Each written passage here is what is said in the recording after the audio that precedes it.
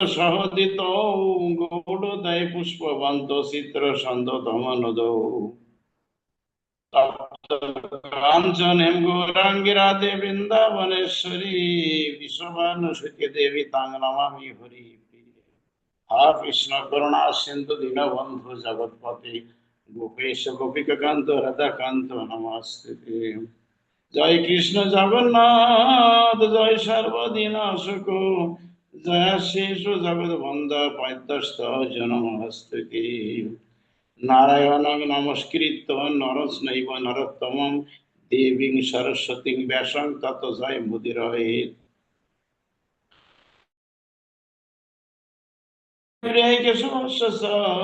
কৃষ্ণ ভক্তি প্রদেবী সত্যবতী নম নম। জয় রূপ সনাতন ভট্ট রঘুনাথ শ্রী শ্রী গোপাল ভট্ট দাস রঘুনাথ। এই ছয় গুসার করে আমি শ্রী চরণ বন্দন যা হইতে বিঘ্ন নাশ অভীষ্ট পূরণ। এই ছয় গুসাই যাবে ব্রজে কইলেন বাস রাধা কৃষ্ণের নিত্য লীলা করিলেন প্রকাশ। আমার গহুর গোবিন্দ লীলা করিলেন প্রকাশ। বেদে কয় এই ছয় গুসার কৃপা বিনে কৃষ্ণ নাই করেন কৃপা সমাধি যোগ ধ্যানে। এই ছয় গুসাই যার মুই তার দাস আমি জনমে জনমে পাবো আমার এই অভিলাষ। পঞ্চকল্পতরুঃ কৃপা সিন্ধু বৈবচ পতিতানাং পাবনেভ্যো বৈষ্ণবেভ্যো নমো নমঃ। অনন্ত কোটি বৈষ্ণব শরণেভ্যো নমো নমঃ। আমার মহাপ্রভুর গণ সপতিত পাবন তাদের শরণেভ্যো নমো নমঃ।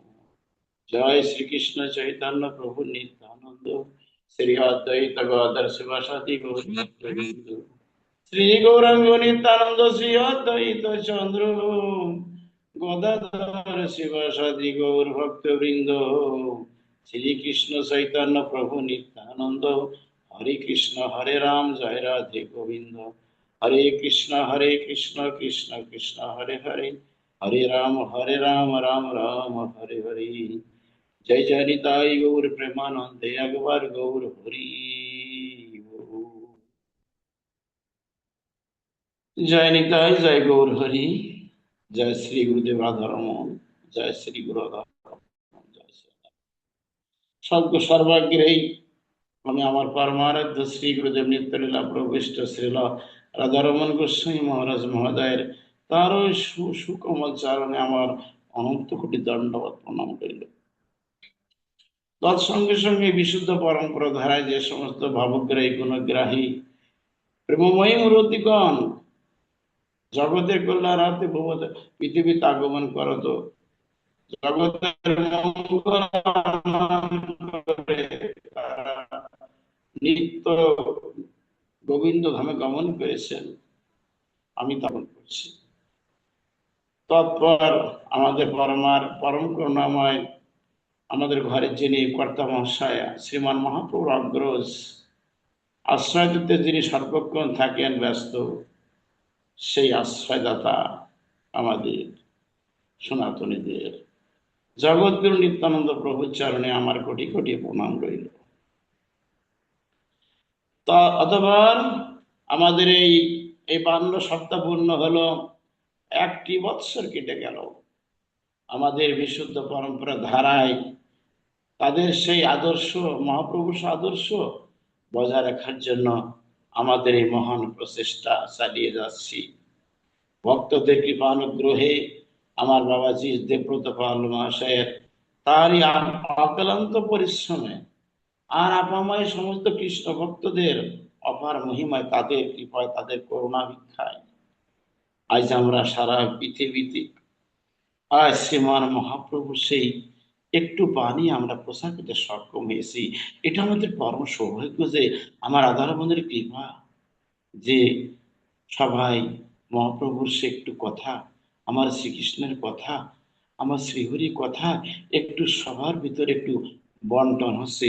এর থেকে কি আর আনন্দ থাকতে পারে? এই অধমের সাধন ভোজন একটাই, যে সবাই তো একটু কৃষ্ণ কথা শুনছে, ইচ্ছাই হোক অনিচ্ছাই হোক কারণে অকারণে হোক, তারা তো ভগবানের কথা একটু শুনছে কর্ণ কুহরে। খেলায় হোক, শ্রদ্ধা হোক, যদি কৃষ্ণ কথা শ্রবণ করা যায় তার মঙ্গল সুনিশ্চিত হয়। মানে শ্রবণ মঙ্গলম, তার শ্রবণ করা মাত্রই তার মঙ্গল হয়ে যায়। কৃষ্ণ কথা অমিয় মাখা, প্রতি পদে পদে শুধু মধু মাখা, এক অমৃতময় এই কৃষ্ণ কথা। কখনো বিতৃষ্ণা জাগে না, শুধু শুধু স্পৃহা জেগে যায়, পিপাসা জাগে, আরো আমাকে আরো দাও, আরো দাও। কৃষ্ণ কথামৃত, তার মহিমান্বিত, তার লীলামৃত আমি আকণ্ঠ করে একটু পান করি, পান করি। ওগো তুমি একটু বলো আমাকে। যেহেতু আমরা আমরা সবাই তো একই বন্ধুর আশ্রিত, আমাদের পরম বন্ধু পরমেশ্বর ভগবান, তার কথা শুনতে আমাদের ভালো লাগে, তাই না? তার কথা শুনতে ভালো লাগে, তাকে দেখতে ভালো লাগে, তাকে তার তার বাঁশি মধুর, তার তার বদন মধুর, তার তার সবকিছু মধুরম মধুরম মধুরম, তার চলা মধুর, তার বাক্য মধুর, তার লীলা মধুর, তার ভক্ত মধুর, তার ধাম মধুর, তার সবকিছু মধুর মধুর, মধুর অমৃত, মধুর অমৃত, মধুর অমৃত। তাই তার কথা শুনতে আমাদের এত ভালো লাগে, এত ভালো লাগে। আমরা যেহেতু একই সহযাত্রী, একই সহমর্মী, একই পথযাত্রী, একই আমরা একই আমরা সেই ভগবানের দিব্য ধামে যাওয়ার জন্য আমরা আজকে আমরা এখানে মানে এই অনলাইনটা আমরা আমরা অনলাইনটা আমরা আজকে এটা কি সংযুক্ত হয়েছি যদি ভক্তের সজ্জন মন্ডলী।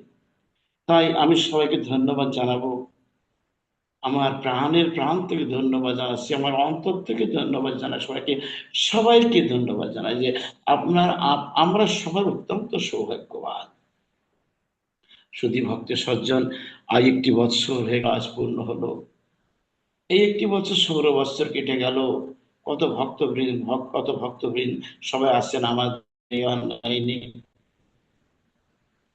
তারা এই সময়টুকু গোবিন্দের জন্য কথা শোনার জন্য উৎগ্রীব, গভীর অধীর আগ্রহে মঙ্গলবারটা আসবে, কবে শুক্রবারটা আসবে, আমরা একটু গীতা পাঠ শুনবো, গীতা পাঠ একটু অধ্যয়ন করবো, একটু গীতা পাঠটা আমরা একটু শিখবো। আর কবে সে মঙ্গলবার আসবে আমরা একটু ভগবানের কথা কর্ণ করে একটু শ্রবণ করবো। এই জড়জগতে কত আন কথা, কত অদৃশ্য দেখছি, কিন্তু যদি একটু ভগবানের কথা শুনতে পারি তাহলে আমার তনু মন, আমার জনম সার্থক হয়ে যাবে। যদি সন্তান মন্ডলী, সেই জন্য বড় আনন্দের খুশির সংবাদ, একটি বৎসর কেটে গেল। আমি অনুরোধ করব যারা যারা আমাদের এই অনলাইনে সংযুক্ত আছেন তারা অবশ্যই যেন আপনাদের বন্ধু বান্ধব যারা যারা আছে তাদের কৃপা করে শেয়ার করবেন, তারা যেন অবশ্যই আমাদের অনলাইনে তারা সংযুক্ত হতে পারে। এমনি ভাবে আমাদের এই সাধনা যেন অব্যাহত থাকতে পারে, আমরা যেন এই ভজনে প্রবৃত্ত হতে পারি। এটা কিন্তু একটা ভজন, এটা একটা ভজনের চরম সুখের কথা বলছি। একটু কৃষ্ণ কথা শুনছি আমরা সবাই মিলে, এটা একটা চরম পরম ভজন, এটা চরম পরম। কেন শ্রবণে পরীক্ষিত, নববিধা ভক্তির প্রথমাঙ্গে কি আসে? শ্রবণে পরীক্ষিত। আর সুখদেব গোস্বামী, হরে কৃষ্ণ, শ্রবণে শ্রবণে পরীক্ষিত, আর কীর্তন আছে সুখদেব গোস্বামী। তো যাই হোক, আমরা শ্রবণে পরীক্ষিত, আমরা শ্রবণ করছি, আর যিনি পাঠ করছেন তিনি সুখদেব গোস্বামীর আসন উপবিষ্ট। সেই জন্য বলবো, যতক্ষণ প্রাণ থাকে, ওই সেই সুখদেব গোস্বামী যেমন আগে যেমন উনি একটা সুখ পক্ষী ছিলেন, ছোট্ট একটা টুনটুনি পক্ষী। শিবজি মহাশয় যখন ভগবানের কথা বলছিলেন পার্বতীকে নিয়ে গহন কাননে, সেই বদ্রিক আশ্রমে এক কোণে এক বিপিন বিজিনে নির্জন নির্জন বনের ভিতরে, যেখানে সূর্য আলো প্রবেশ করতে পারে না, আগম নিগম তত্ত্ব শুনতে শুনতেই সে সন্ধ্যার থেকে অধীর আগ্রহ নিয়ে বসে আছে পাখিটি, আমি কৃষ্ণ কথা শুনবো, আমি প্রভুর কথা শুনতে চাই। কিন্তু সারা রাত ধরে শুনছে, অর্ধরাত্রে এসে গেলেই পার্বতীর ঘুম ঘুম ঘুম এসে যায়। আর সুখ পক্ষীটা সারা রাত ধরে কৃষ্ণ কথা শ্রবণ করে সে গেল, অমর হয়ে গেল, অমর হয়ে গেল। সুখ পক্ষীটা উড়াল দিল। যখন শিবজি রেগে গেলেন, সেই ত্রিশূলকে ছাড়লেন, তো ভগবান বললেন, ভয় নাই, ভয় নাই, তুমি তো আমার কথা শুনেছো, তোমার তো বিপদ হতে পারে না অশোক পক্ষী, তুমি যাও, তোমার সদ্গতি হবে। শোক পক্ষী উড়াল দিয়ে সেই ব্যাসদেব গোস্বামীর তারই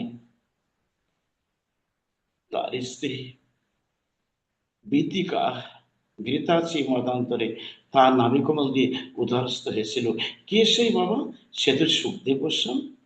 সে কৃষ্ণ কথা শুনে শুনে 18,000 শ্লোক সে কণ্ঠস্থ করে ফেললেন। কিভাবে? সাধনার দ্বারা, অক্লান্ত পরিশ্রমের দ্বারা, নিরলস ভাবে, নিরলস তিনি ওই রাত্রে এক বিন্দু মাত্র উনি ঘুমায় নাই। অধীর আগ্রহী কৃষ্ণ কথা শুনে তার পরম গতি প্রাপ্ত হয়েছিল সেই সুখপক্ষী। পরবর্তীকালে আমাদের সুখদেব গোস্বামী পরিচিত, যিনি কিনা পরীক্ষিত মহারাজকে মৃত্যুর কবল থেকে তাকে রক্ষা করিয়ে অন্তিমে রাধা গোবিন্দ স্বরূপিয়ে দিয়েছিলেন। এই যে সুখদেব গোস্বামী পাদ, সবারই প্রণম্য, সবারই প্রণম্য, সবারই প্রণম্য। শুধু ভক্ত সজ্জন, আজকে আমরা দিয়েছি কি, কিভাবে নিজের মন এবং বুদ্ধি বিবেকের দ্বারা গুরু গুরু করা যায়। শিক্ষাগুরু, শিক্ষাগুরু মানে এরা সব শিক্ষাগুরু। দীক্ষাগুরু একজনই হয়, শিক্ষাগুরু একাধিক হতে পারে, শুধু মানুষ নয়। শিক্ষাগুরু পশু পক্ষী গুণমলতা হিংস্র পশু পক্ষী আদি এরা হতে পারে। তার প্রমাণ দেবো আজ আমরা ভাগবত থেকে। আমরা প্রমাণ দিতে চাই, প্রমাণ ছাড়া কেউ গ্রহণ করবে না।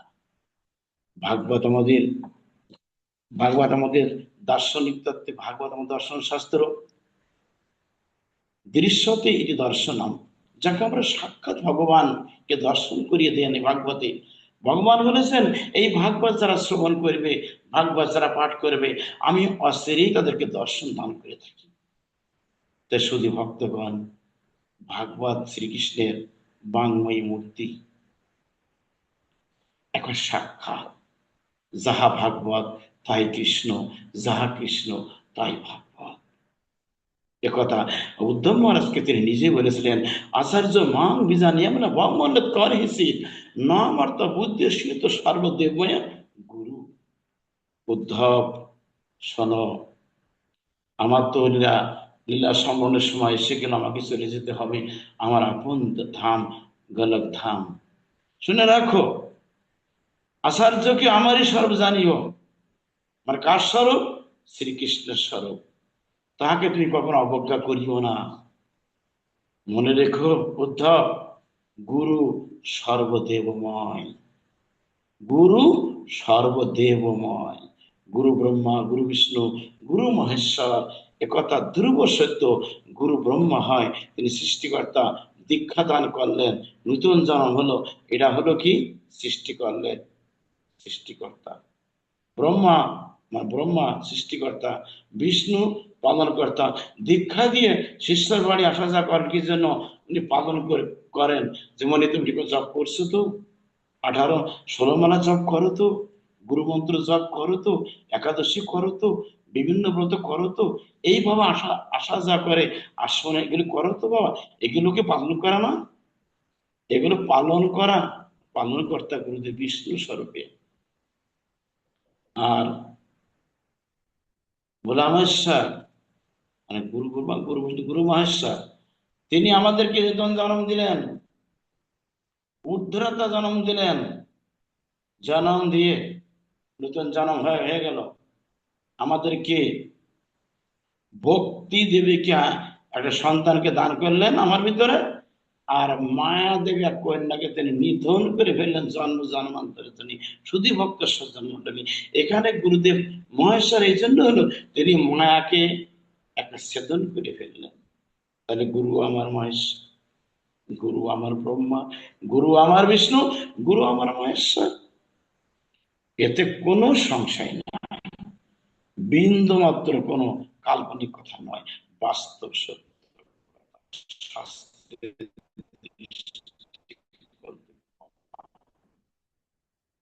শুধু ভক্ত সজ্জন, আজ আমরা সেটাই বলবো। নিজের মন বুদ্ধি বিবেকের দ্বারা অবধূত তিনি দত্তাত্রেয় ঋষির পুত্র। কার পুত্র? দত্তাত্রেয় ঋষির পুত্র নিয়ে আসছেন অবধূত। তিনি কৃষ্ণ প্রেমে এমন পাগল ছিলেন যে অবধূত উনি পাগলের মধ্যে বেড়াতেন, পাগলের মধ্যে। প্রেমে পাগল ভাড়া, প্রেমে মুচ্যমান। প্রেমে তাহার দিক বিদিক কোনো জ্ঞান ছিল না, প্রেমে তার দেহত্ব ছিল না, প্রেমে তার আর নিদ্রা ছিল না, প্রেমে তার কোনো জ্ঞান ছিল না। তিনি সর্বত্র কৃষ্ণ অবধূত। আর তিনি নিত্য নতুন কথা আবিষ্কার করতেন যে কি হলো, কি এটার দ্বারা কি হলো, এটা কি হলো, এটা কেন হলো, কেন হলো, এটা কেন হলো না, ইত্যাদি। তা তিনি গৃহত্যাগী, সন্ন্যাসী, সর্বত্যাগী, অকিঞ্চন কিঞ্চন বৈষ্ণবের শিরোমণি চূড়ামণি। তিনি ব্রজের বিদেহী মহন্ত বিরক্ত সন্ন্যাসী।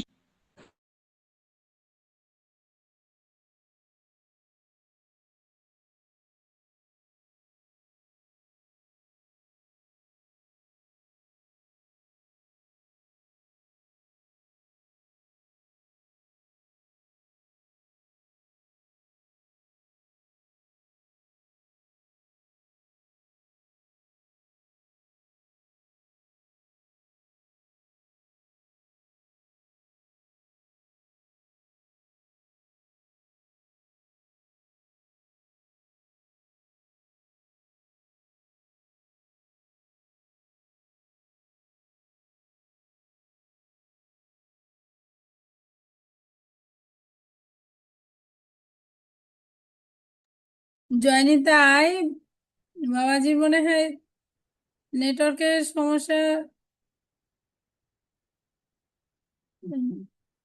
হ্যাঁ, বাবাজি বের হয়ে গেছে তো। হ্যাঁ, নেই তো।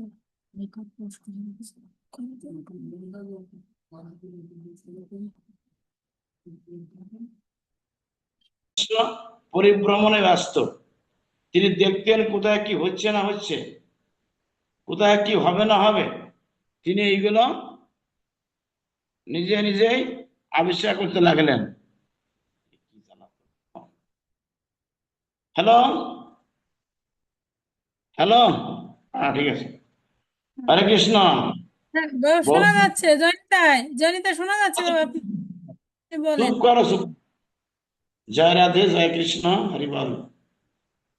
একদিন এই দত্তাত্রেয় ঋষির পুত্র অবধূত তিনি, তিনি নিষ্কিঞ্চন, সংসার ত্যাগী, সংসার বিরক্তি এবং অত্যন্ত পরম ত্যাগী তিনি। তিনি সারা পৃথিবী পরিভ্রমণকালে দেখতেন কোথায় কি হচ্ছে কি হচ্ছে না। একদিন হাঁটতে হাঁটতে চলে গেলেন। তিনি বললেন, আমার জীবনে প্রথম গুরু মা ধরিত্রী।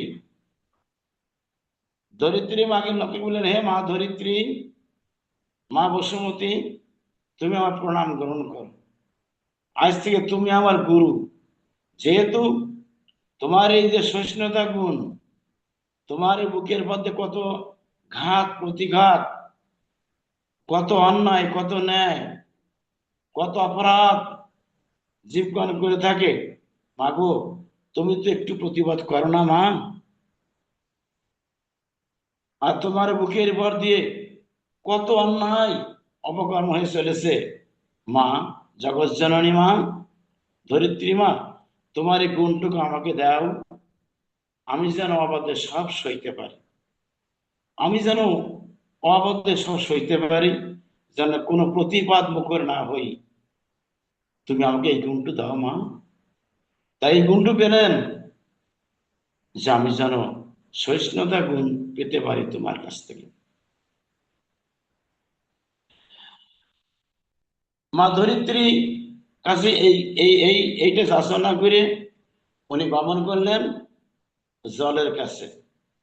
মানে, হে জলদেবতা, তুমি আমাকে এই গুণটুকু দাও। তুমি যেমন সীমাহীন, তোমার স্থিতি সর্বত্র বিরাজমান, তুমি পৃথিবীতে তুমি যেখানে নিচে পাও তুমি সেখানে জল গড়িয়ে যাও। তুমি যেমন আপন পর দেখো না, সবাইকে সমানভাবে তুমি জল প্রদান করে যাও। হে জল দেবতা, তুমি আমাকে একটু জ্ঞান জ্ঞান দাও, আমার মনটা যেন উদার হতে পারে, ওই রকম বিশাল মন হতে পারে তোমার মতো, আমি যেন সবাইকে সমান চোখে দেখতে পারি।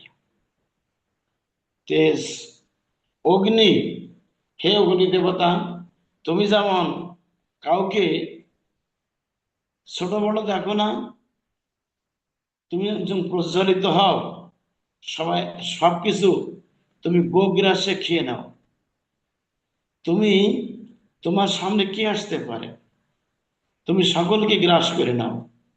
হে অগ্নি দেবতা, তদ্রূপ ভাবে তোমার এই গুণটুকু আমাকে দাও, আমি যেন আমার ভজন পথে, ঈশ্বরের পথে, আমি যেন সবাইকে সমান দেখি, এবং সবাইকে যেন আমার এই যতটুকু কৃপা ভগবান আমার করবে, দয়া দিবে, আমি যেন আমার কৃপা এবং দয়া সবাইকে সমান ভাবে ভাবে বন্টন করতে পারি। মা, মানে সেই অগ্নি দেবতা, হে বায়ু দেবতা, তুমি আমাকে এই গুণটুকু দাও, তুমি যেমন সর্বত্রই বিরাজমান,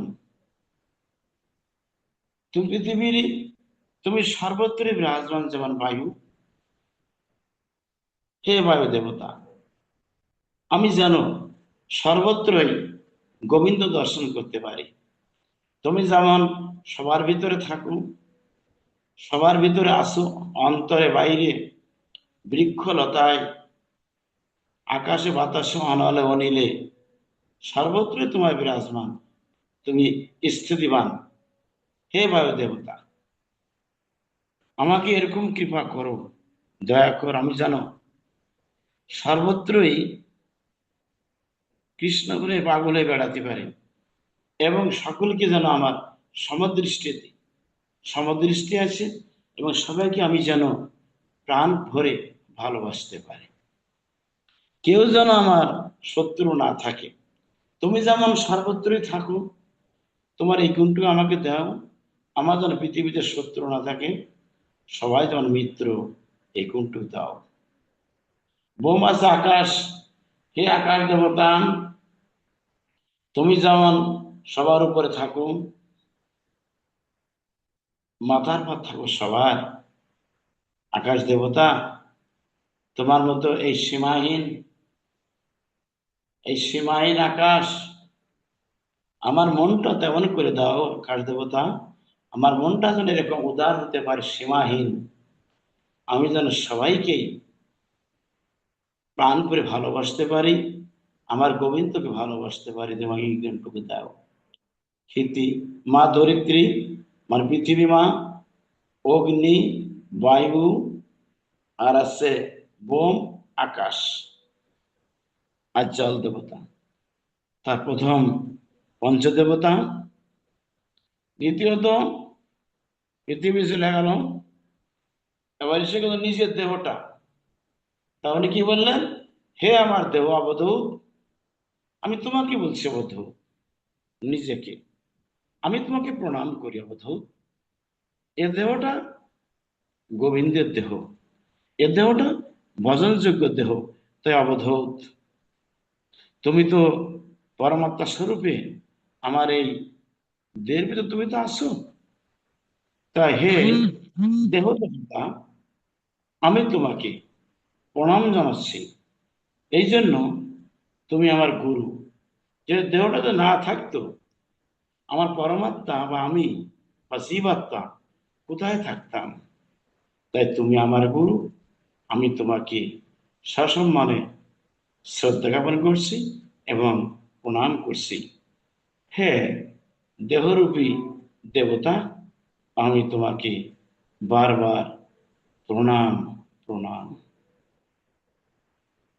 একদিন এই অবধূত, উনি দেখছেন এক বনের ভিতর প্রবেশ করলেন, বিরাট এক নিবিড় বন, বন ভ্রমণ করতে করতে দেখতে পেলেন হঠাৎ করে এক জায়গায় একটা বিরাট এক অজগর সর্প, মানে এর তিন প্রকার আছে, যেমন যেমন মাতঙ্গ, ভুজঙ্গ, আর আছে কি মাতঙ্গ, ভুজঙ্গ, মক্ষিকা। মানে কেন বলা হলো ভুজঙ্গ? অর্থাৎ সর্প দেবতা।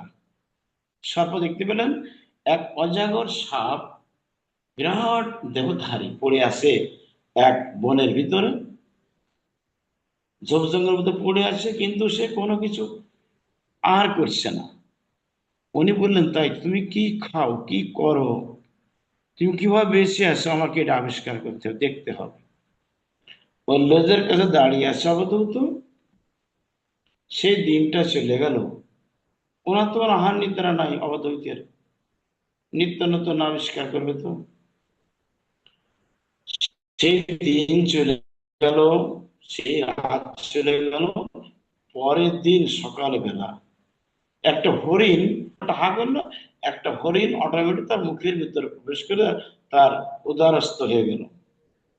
এর থেকে উনি শিক্ষা পেলেন, হে জগতের জীব, হে জগতের মানুষ, হে সনাতনীরা, তুমি কেন আহারের জন্য এত ব্যস্ত হও? তুমি না সাধু, তুমি না সৎ, তুমি না বৈষ্ণব শিরোমণি, তোমার নিজের আহারের জন্য তুমি এত ব্যস্ত হও কেন? সবকিছু ভগবানের পাদপদ্ম অর্পণ করে দাও, তার প্রতি তুমি আস্থাশীল হও। দেখবে সময় মতো হলে পরে আমার প্রাণ গোবিন্দ যে কোনো ভাবে তোমার আহার্য বস্তু উনি যোগান দেবেন। সুধী সজ্জন, সেই জন্য বৈষ্ণব হয়ে, সাধু হয়ে, নিজে খাওয়ার জন্য আজ কি খাবো, কাল কি খাবো, এই খাওয়া খাওয়া না করে সম্পূর্ণ আমাদেরকে আস্থাশীল হতে হবে গোবিন্দের চরণে। সে গোবিন্দ, তুমি যেভাবে আমাকে রাখবে রাখো, তোমার দাস আমি, তুমি যেটা বলাছো বলছি, যা করাচ্ছ করছি। এছাড়া আমি কি বলবো তোমাকে, বলো? এ দেহ তো তোমার, এ তনু মন, দেহ মন তোমার পাদ পাদ্যে নিবেদিত প্রাণ, সবই তোমার সেবায় নিবেদিত প্রভু। তুমি আমাকে না খেয়ে রাখো, সেটা তোমার ব্যাপার। তুমি খাও রাখতে পারো, না খাও রাখতে পারো, মঙ্গল মঙ্গল তোমার চরণে প্রভু, সবই তুমি, সবই তুমি। যখন এইভাবে যখন আত্মসমর্পণ করবে, ভরি ভরি প্রমাণ ভগবান নিজে কাঁধে করে ভক্তের বাড়ি দিয়ে আসে। এটা একবার প্রকৃষ্ট জাজল্য প্রমাণ রেখেছে শাস্ত্রের দৃষ্টিকোণ থেকে। তাই অবধূত বললেন, হে অজগর, তুমি আমার গুরু, আমি আমি এই শিক্ষাই পেলাম যে তোমার কাছ থেকে, যে আমি নিজে খাওয়ার জন্য এত ব্যস্ত হব কেন। সময় এসে গেলে আমার গোবিন্দের তরফ থেকে অটোমেটিক আমার আহার্য তিনি জুগিয়ে দেবেন। গেল এটা। একদিন এই অবধূত উনি হাঁটতে হাঁটতে চলেছেন এক গভীর বনে, বনে বন থেকে বনান্তর ঘুরে বেড়াচ্ছে। দেখতে পায় এক জায়গা একটা মধুমক্ষিকা, একটা চাক আছে, মৌমাছির চাক। চাকটা অত্যন্ত বড় এবং প্রচুর মধু। দেখতে পাচ্ছেন যে লক্ষ লক্ষ মধুমক্ষিকা, মানে সেই মৌমাছি, তারা ফুলের থেকে বিন্দু বিন্দু মধু এনে এনে চাকে সংগ্রহ করছে। উনি দাঁড়িয়ে আছেন অপেক্ষা, যেরা তো মধু সংগ্রহ করছে। দেখলেন শেষ পর্যায়ে কি হয়। এখন সেই দিন তো চলে গেল, পরের দিনও দাঁড়িয়ে আছে। দেখতে পাবো হঠাৎ করে একজন অচেনা অচেনা একটা লোক এসে চাকে ধোয়া দিল, আর উনি মাসিগুলো চলে গেল। সে কাঁচি দিয়ে বড় বালতি এনে পুরা মধুটা সে বাড়িতে নিয়ে গেল। এর থেকে উনি শিক্ষা পেলেন, হে মন, তুমি তো আসো সংসার ক্ষেত্রে, তো সংসার থেকে তুমি এত অর্থ সম্পত্তি বিষয় বৈভব কামিনী কাঞ্চনে মত্ত হচ্ছ, তুমি কোটি কোটি টাকা ব্যাংক ব্যালেন্স করছো, তোমার টাকার কোনো অন্ত নাই, তুমি এত কিছু করছো, তুমি না খেয়ে অনিদ্রায়, অনাহারে দেহের ঘাম পায়ে ফেলছো, রাত নেই দিন নেই, তুমি পশুর মতো খাটছো, কিন্তু হরিগুরুর নাম তুমি তো একবারও নিচ্ছ না, কৃষ্ণ নাম তুমি একবারও নিচ্ছ না। সারা জীবন ধরে তুমি অক্লান্ত পরিশ্রম করে করে ধন ঐশ্বর্যের একেবারে পুঞ্জীভূত হিমালয় করে ফেললে। তুমি যখন চলে যাবে তখন কি তোমার সঙ্গে যাবে? বলো মন। তাই যেমন মৌচাক থেকে মধু সংগ্রহ করেছে মৌমাছিরা, লক্ষ লক্ষ মৌমাছিরা, যেমন সেই মৌমাছিরা মধু পেল না, একটা লোক সবকিছু নিয়ে গেল ওদের বাড়িতে। এ মন, তুমি যখন পৃথিবী ছেড়ে চলে যাবে, সত্য কথা বলতে কি, তুমি কি একটা কানাকড়ি, একটা সিদ্ধর পয়সা নিতে পারবে? একটা কোমরের তাগি তাও নিতে পারবে? কি ভাবছো বসে? কথাটা সত্য না? কি সত্য তো? 100 সত্য কথা। এবার আমরা একটা দর্শনে যাব। আমরা বিশ্ব দার্শনিক ছিলেন বৈজ্ঞানিক আলেকজান্ডার। তিনি সারা জীবন ধরে অন্যায় করেছে, অসৎ লোকের সঙ্গে মিশেছে, সৎ লোকের সঙ্গে মিশেছে, এবং একজন পরম জ্ঞানী বিদ্বান পণ্ডিত এবং অত্যন্ত ধনাঢ্য ব্যক্তি, রাজা, রাজকোষে পরিপূর্ণ, সোনা, রূপা, তাই না, মণি মুক্তা হিরো কাঞ্চন জহরত মহরত ইন্দ্র নীলমণি, মানে কোটি কোটি ডলারের মালিক সে, মানে কি বলবো তা বলে ভুল হবে। সে যেন স্বর্গের কুবেরের না ধন প্রাপ্ত হয়েছে, কুবেরের না। তাই উনি বলেছিলেন মৃত্যুর কয়েক ঘন্টা আগে, হে আমার সেনাপতিগণ, হে আমার বন্ধুগণ, তোমরা আমার কথা শোনো। আমার তো জীবন লীলা সাঙ্গ হওয়ার পথে।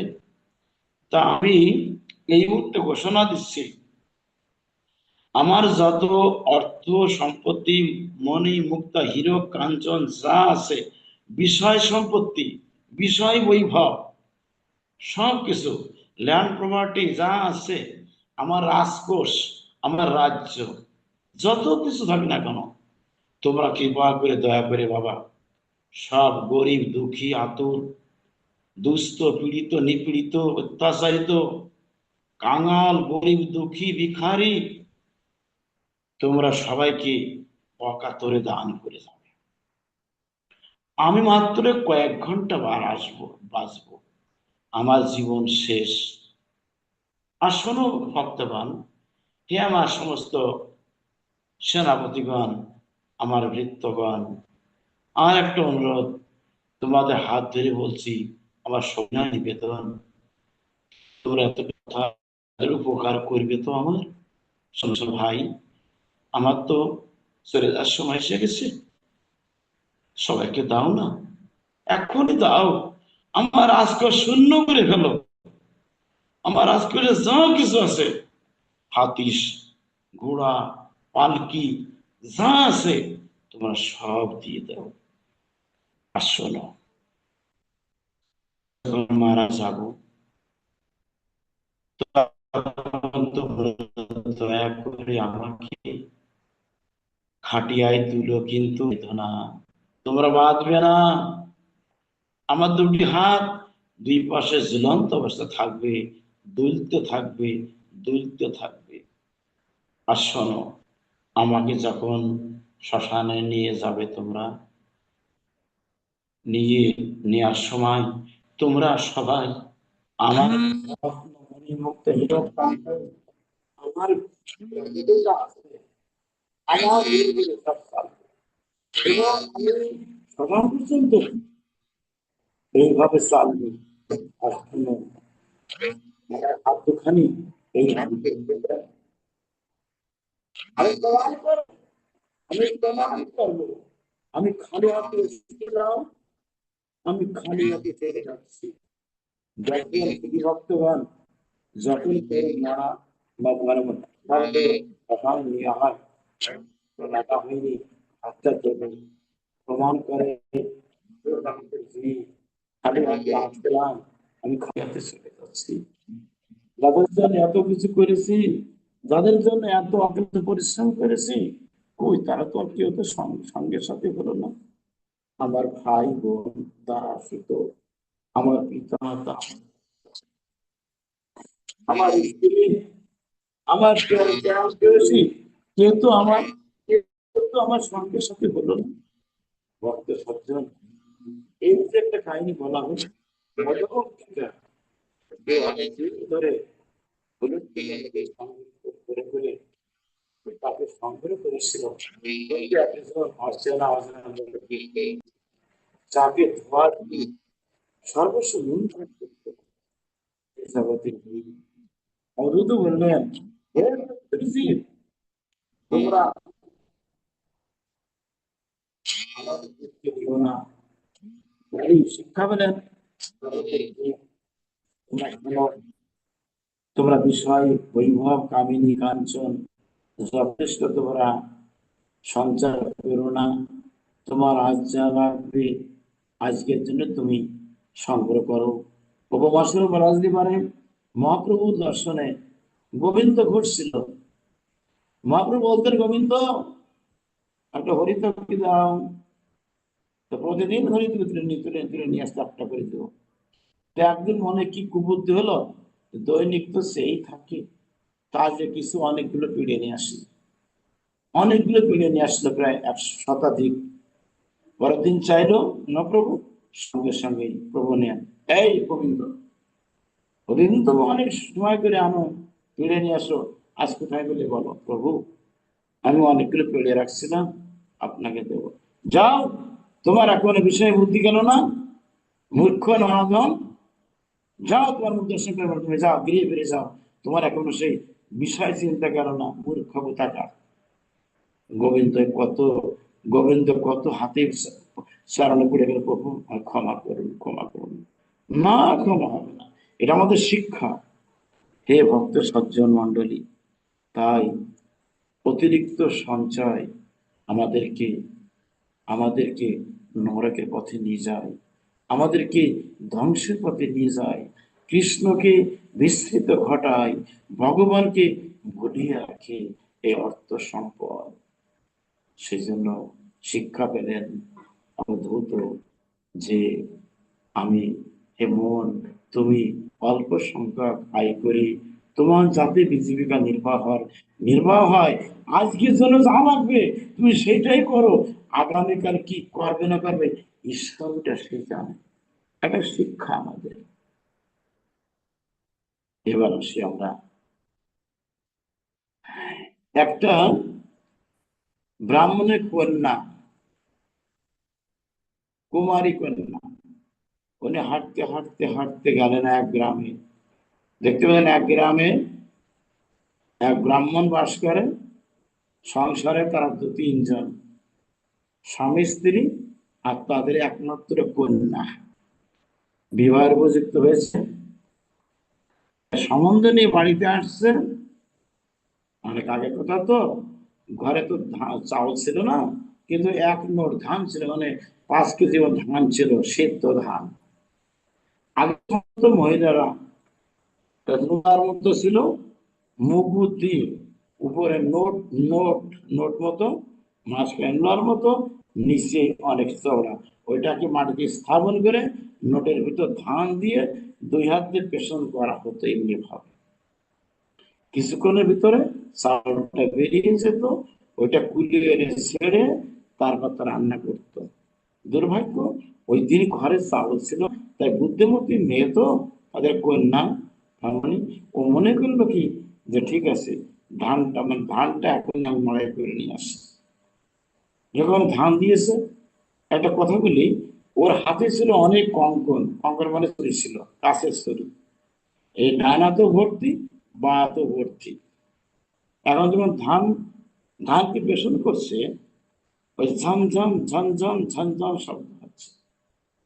জ্ঞানী মেয়ে মনে করলো কি, আমি যেহেতু ধান মাড়াই করছি, মানে পেছন করছি, আমার নবাগত অতিথিরা জেনে যাবে, তারা বলবে এরা নিচু, ঘরে চাউল নেই, আমাদের দেখে এরা এখন ধানকে পরিবেশন করে, চাউলটা বের করে, রন্ধনাদি করে আমাদের সেবা দেবে।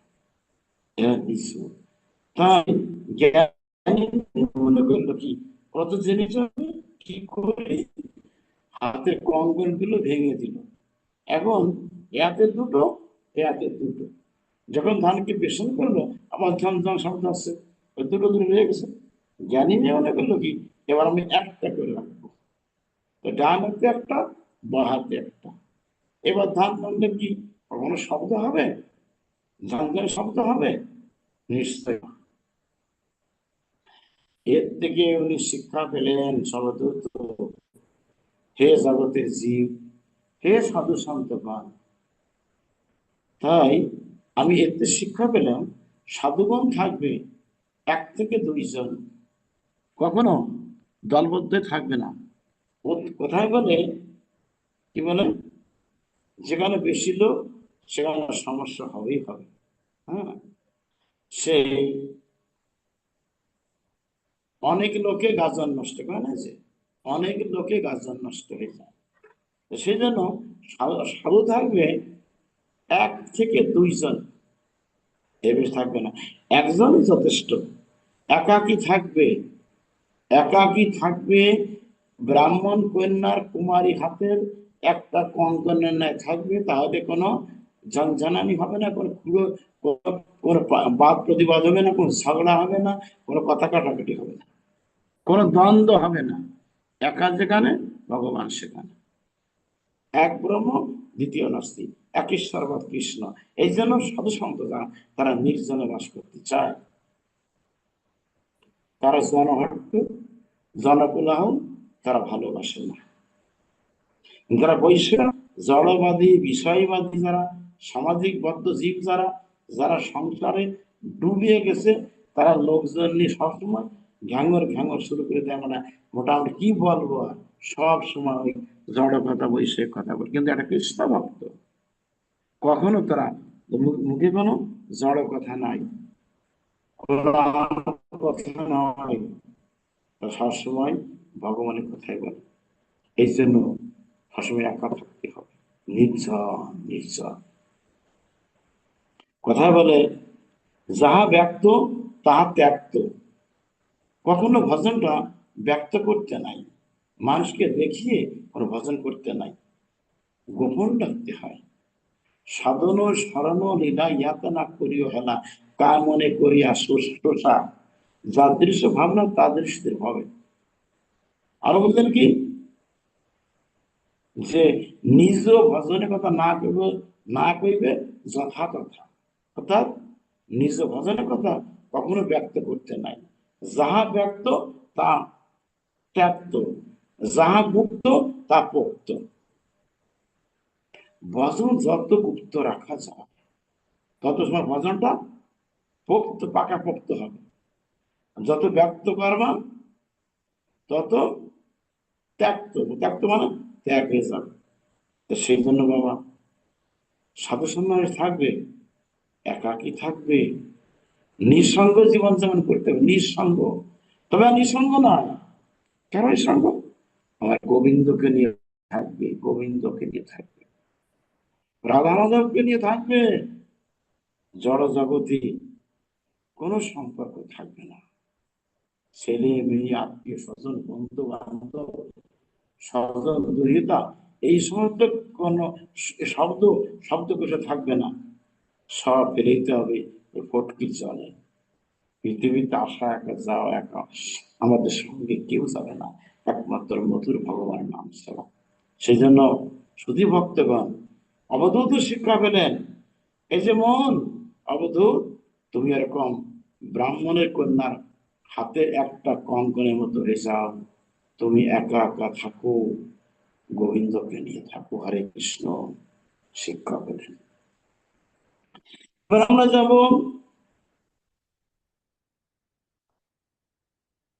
কুরঙ্গ, মানে কবুতর, মানে মাতঙ্গ, কুরঙ্গ, এবারে কুরঙ্গ, ভুজাঙ্গ, কুরঙ্গ, মাতঙ্গ। এখন বাকি আছে কোনটা? কুরাঙ্গ মানে কবুতর। এক কবুতর আর কবুতর ছিল এক বনে। তাদের অনেকগুলো শাবক ছানা ছিল, মানে সন্তান সন্ততি। এখন প্রথমত কবুতরে গিয়েছে খাদ্য অন্বেষণে। খাদ্য অন্বেষণে ঘুরতে ঘুরতে এদিকে এক ব্যাধমশাই, তিনি জাল পেতে বসে আছে বনের ভিতরে, কবুতর ধরবে তাই। সে কোন জাল পেতে বসে আছে, সেখানে খাবারও দিয়েছে, কিন্তু খাওয়ার জন্য যে জালে বসেছে, জালে জড়িয়ে গেল। হাজার চেষ্টা করেও সে আর মুক্ত হতে পারলো না। ছটফট করছে, গুলি খাওয়া বাঘের মতো ছটফট ছটফট ছটফট করছে। এদিকে কবুতর গিয়ে দেখতে পায় স্ত্রী কবুতরই সে জালে আটকা পড়ে সে দাপা খাপা করছে, মানে একদম মরণাপন্ন অবস্থা। সে মায়ের বসে বুঝবিত হয়ে যে আমার স্ত্রী জালে পড়ে তো শেষ হলো, যে ঝাঁপিয়ে পড়েছে ওই জালে, সেও আটকা পড়ে গেল। আর ওদিকে ওই শাবক সেনা অনাহারে তারা সব মারা গেল। এদিক এর থেকে শিক্ষা পেলে অবধূত, হে জগতের জীব, হে জগতের মানুষ, আমি শিক্ষা পেলাম, এইটাই শিক্ষা পেলাম, যে চলে গেছে সে জীবনে আর ফিরে আসবে না। কেন তুমি নিজে প্রাণটা দিয়ে দিলে এক কবুতরের জন্য? হে কবুতর, তুমি কি জানো না কবুতর যে বিপদে পড়ে গেছে, তুমি তাকে চলে গেছো মায়ার মায়ার জ্বালায়, তাকে বাঁচাতে গেছো, যে গেছো তুমি সেখানে আটকা পড়ে গেলে। হে জগতের জীব, শোনো মোর কথা, আমি একটা শিক্ষা পেলাম, যে চলে গেছে চলে গেল, আর জীবনে ফিরবে না। এই যে একটা কথা বলে, মানুষ মানুষ মারা গেলে কেন কাঁদে? বলেন কেন কাঁদে? এই কাঁদাটা হচ্ছে কি মূর্খতার পরিচয়, এটা হচ্ছে মায়ার উদন। কেন কৃষ্ণ কৃষ্ণ বলে কাঁদা যায় না? কৃষ্ণ বলে চোখের জল আসে না? যে চোখের জল, এক ফোঁটা চোখের জল, সে কৃষ্ণ বলেছেন আমি তার কাছে ঋণী হয়ে যাই। কিন্তু যারা আমার কথা না বলে জড় কথা বলে চোখের জল ফেলে, তাদেরকে বারবার সংসারে পাঠায় এবং নরকে প্রেরণ করি। হায় মানুষ, তোরা আমার জন্য একটা ফোঁটা চোখের জল ফেল। গোবিন্দ বলেছেন এক ফোঁটা চোখের জল আর একটা তুলসী পত্র দিয়ে বলা হয় গোবিন্দায় নমো, কৃষ্ণায় নমো, কৃষ্ণায় নমো। গোবিন্দ বলেছেন আমি তার ঋণী, যে আমি তার কাছে ঋণী হয়ে বলি কি, বৎস তুমি আমার সঙ্গে চলো, আমার ধাম গৌরব ধামে চলো, আপন দেশে চলো, বিদেশ থেকে আপন দেশে চলো, পরদেশের থেকে এবার আপন দেশে চলো। কৃষ্ণ নিজে বলেছেন গৌর করি আমার কৃষ্ণচন্দ্র আমার কানে। শুধু সজ্জন, জ্ঞানী ভক্ত শ্রেষ্ঠ বাবা, জ্ঞানী হতে হবে। ভক্তি ধনে ধনী হতে হবে, প্রেম ধনে ধনী হতে হবে, আর জাগতিক জ্ঞান শূন্য হতে হবে। কোনো বৈষয়িক কোনো চিন্তা অন্তরে থাকবে না। সবসময় যেন গোবিন্দ চিন্তা করতে হবে, সংসারে বাস করতে হবে অনাসক্ত অবস্থায়। এই সংসার গোবিন্দের, আমার বলতে কোনো কিছু নাই শব্দ কোষে, আমি মাত্র উপলক্ষ মাত্র গোবিন্দের সেবা করছি, এইটাই সত্য। আমি যেন পরজন্মে আমি আমার গোবিন্দকে পেতে পারি, এছাড়া আমি কিছুই চাই না। যখন এই ভাব আসবে, তখন গোবিন্দ বলেছেন আমি আমার ভক্তকে জ্ঞান যোগ প্রদান করি, বুদ্ধি যোগ প্রদান করি, এবং ভক্তি যোগ প্রদান করি, প্রেমের যোগ দান করি, যাতে করে সহজে সে আমাকে আমার ধামে চলে আসতে পারে। গীতার কথা না এটা? গীতার কথা। কি তিনি কত কৃপালু, কত দয়ালু, তিনি কত বড় ভগত বৎসল, তিনি কত বড় ভক্তাধীন রমণ আমার গোবিন্দ। কি সুন্দর কথা। আমি সেই ভক্তকে জ্ঞান, ভক্তি, বুদ্ধি, শুদ্ধ বিবেক দান করি, যাতে করে সহজেই আমাকে পেয়ে যায়, আর আমাকে পেলে তাকে আর কোনোদিন পাঠাই না, এই জন্ম মৃত্যু চক্রে আমি আর প্রেরণ করি না। শুধু ভক্ত, আজ দেখুন জগদ্ধৌত আজ তার থেকে শিক্ষা পেলেন। হে কবুতর, কবুতরের জন্য তুমি যেমন লাফিয়ে পড়লে জালে, তুমি কি জানতে না যে জালে বদ্ধ হয়ে আছে? আর তুমি তুমি যখন জালে পড়লে বাঁচানোর জন্য তোমার প্রেয়সীকে, আর তুমি তো গেলে মারা, তোমার স্ত্রী গেল, আর তোমাকে দুইজনের জন্য তোমার কয় কম অন্তত মানে কি বল একাধিক সন্তান সন্ততি তারা তো মারা গেল খাদ্য অভাবে। তুমি কি জানো না এ জগতি কেউ কারোর জন্য নয়। কাকস্য পরিবেদনা, কাকস্য পরিবেদনা, কাকস্য পরিবেদনা কেউ কারোর জন্য নয়। তাই শাস্ত্রে বলেছেন, কে তব কান্তা কে তব কুমার, অতি উপচিত্র এই মায়াময় সংসার, কোথাও কি আসে আছো তুমি বা কাহার, ভাবনা করো এই তত্ত্বসার। দিবস যামিনী সায়াহ্ন প্রভাত, শিশির বসন্ত বনে করে যাতায়াত, এইরূপে খেলে কাল ক্ষয় পায় আয়ু, তথায় মানুষ ছাড়ে না আশা বায়ু, যাবৎ জনম তাবৎ মরণ, জননী জঠরে আবার সায়ন। কোথায় বলেছেন? মহমুদ্গর, শঙ্করাচার্যের ভাষ্য বলা আছে, শঙ্করাচার্যের লিখিত মহমুদ্গরের উল্লেখিত। এ জগতে কে কার কান্তা, কে কার কান্ত, কে কার কান্তা, কে কার কুমার, কুমার মানে ছেলে, কে তব কান্তা কে তব কুমার, অতি অতি বিচিত্র মায়াময় সংসার। তুমি কোথা থেকে এসেছো আর কোথায় যাবে, আর তুমি কি করছো, কেন এলে পৃথিবীতে, তোমার কর্তব্য কর্ম কি ভেবেছো মন? কেন এলে বলো? কেন এলে পৃথিবীতে, কি জন্য এলে? আর এলেই বা যখন, কে তোমার কে পাঠিয়েছে বলো? কে পাঠিয়েছে? একজন তো ঈশ্বর পাঠিয়েছে, ভগবান। তুমি তার কি নাম গান করো? এমন তুমি যেমন ছিলে মায়ের উদরে, সপ্তম মাসে দর্শন পরমাত্মা দর্শন দিলেন, তুমি কি বলেছিলে বলো? হে গোবিন্দ, পৃথিবীতে গিয়ে তোমার কীর্তন করব, তোমার নাম করব, তোমার তোমার কথা আলোচনা করব, তোমার ভজন করব, তোমার প্রতি আসক্তি থাকবে। তুমি কি করছো মন? আমি নিজেকে বলছি বাবা, পরমানন্দ বাবাজি, পরমানন্দ বাবাজি, তুমি কি করছো বলো? ভুলে গেছো অতীতের কথা, ভুলে গেছো অঙ্গীকার, ভুলে গেছো গোবিন্দকে, ভুলে গেছো সেই পরমাত্মার কথা, হে জীবাত্মা পরমানন্দ, ভুলে গেছো? এই ভোলাটা হচ্ছে কি সংসারে পুনঃ পুনঃ সংসারে আবদ্ধ, কারাগারে কারাগারে কয়েদে থাকা। যখনই কৃষ্ণকে ভগবানকে ভালোবাসবে, তার সঙ্গে সম্বন্ধ করবে, পার তীব্র উৎকণ্ঠা জাগবে, প্রেম ভক্তি আসবে, ভগবান তার কৃপা করে দয়া করে তার ধামে নিয়ে যাবে, সে গোলক ধাম, যেখানে আমাদের প্রত্যেক সনাতনীদের আমাদের শেষ ঠিকানা গোলক ধাম। আর আমরা জড় জগতে এসে অতিথি হয়ে আসছি, আমরা আমরা না, আমরা পথিক হয়ে আছি, ভ্রান্ত পথিক। হে ভ্রান্ত পথিক, তোমার জ্ঞান, তোমার বুদ্ধি বিবেক বলে কিছু নয়। তুমি কি জানো না একমাত্র নিত্যধন কৃষ্ণ প্রেম?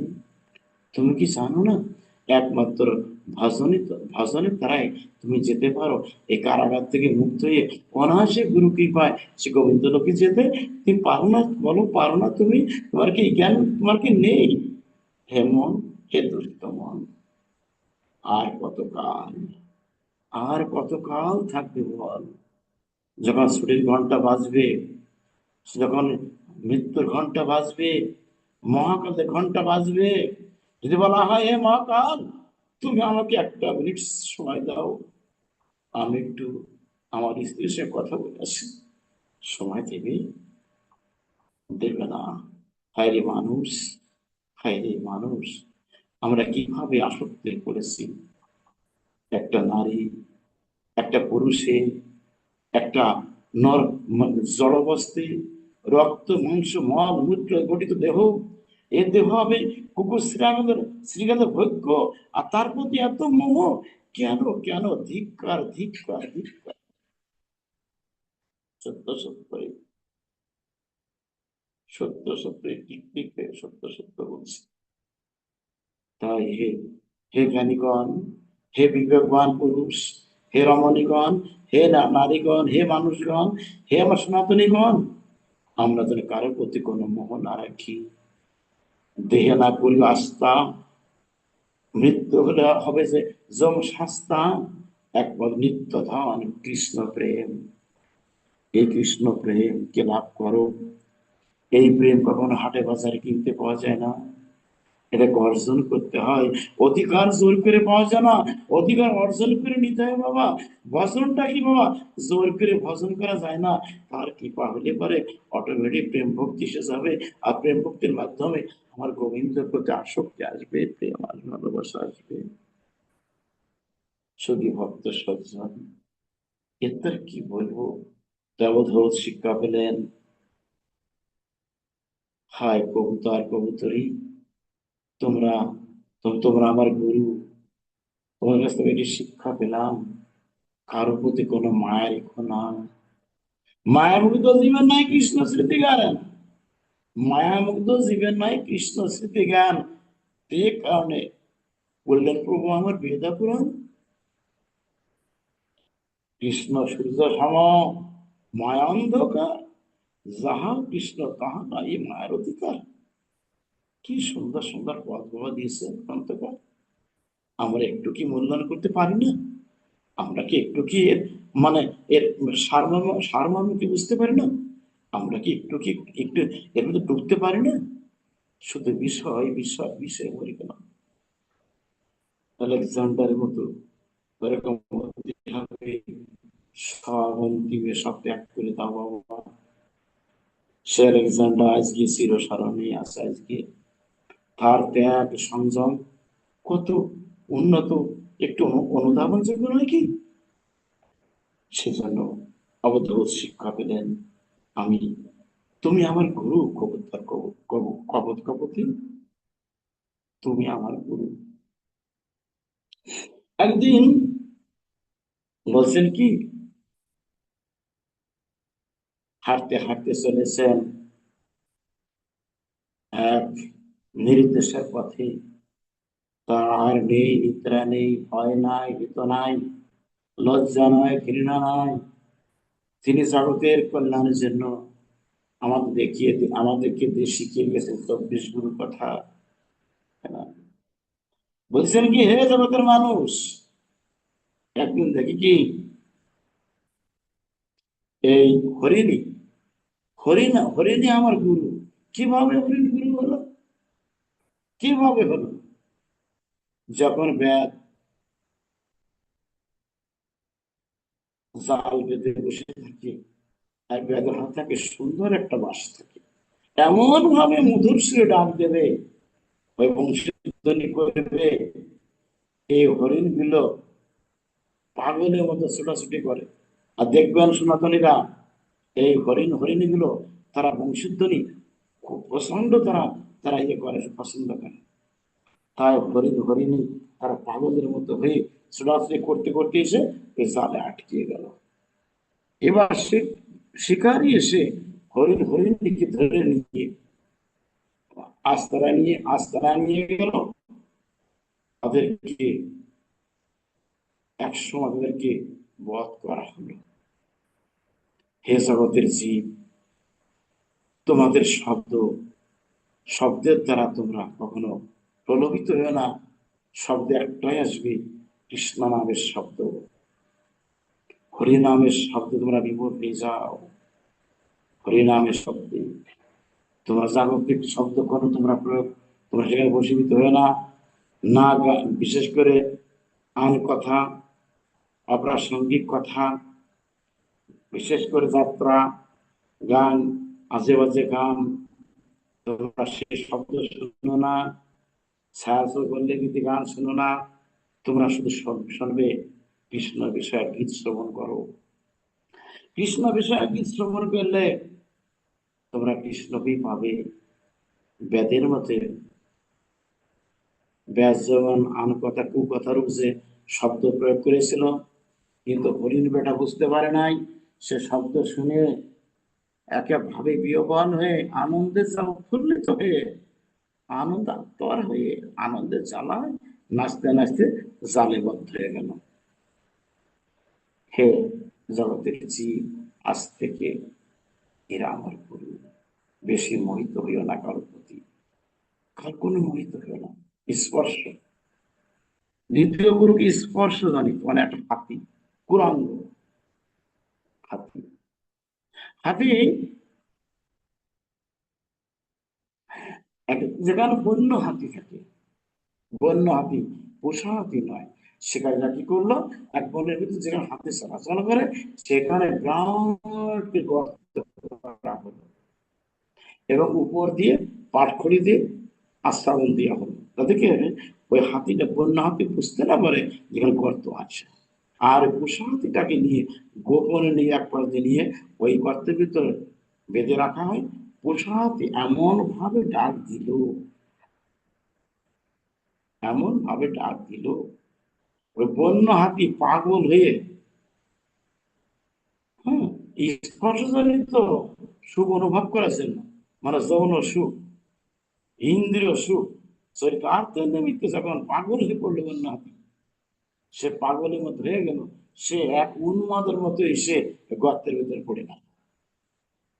পড়ে গেলে কি করলো, ওই বন্য হাতিকে না খেয়ে রাখতে রাখতে কয়েক সপ্তাহ পর দুর্বল হয়ে গেল।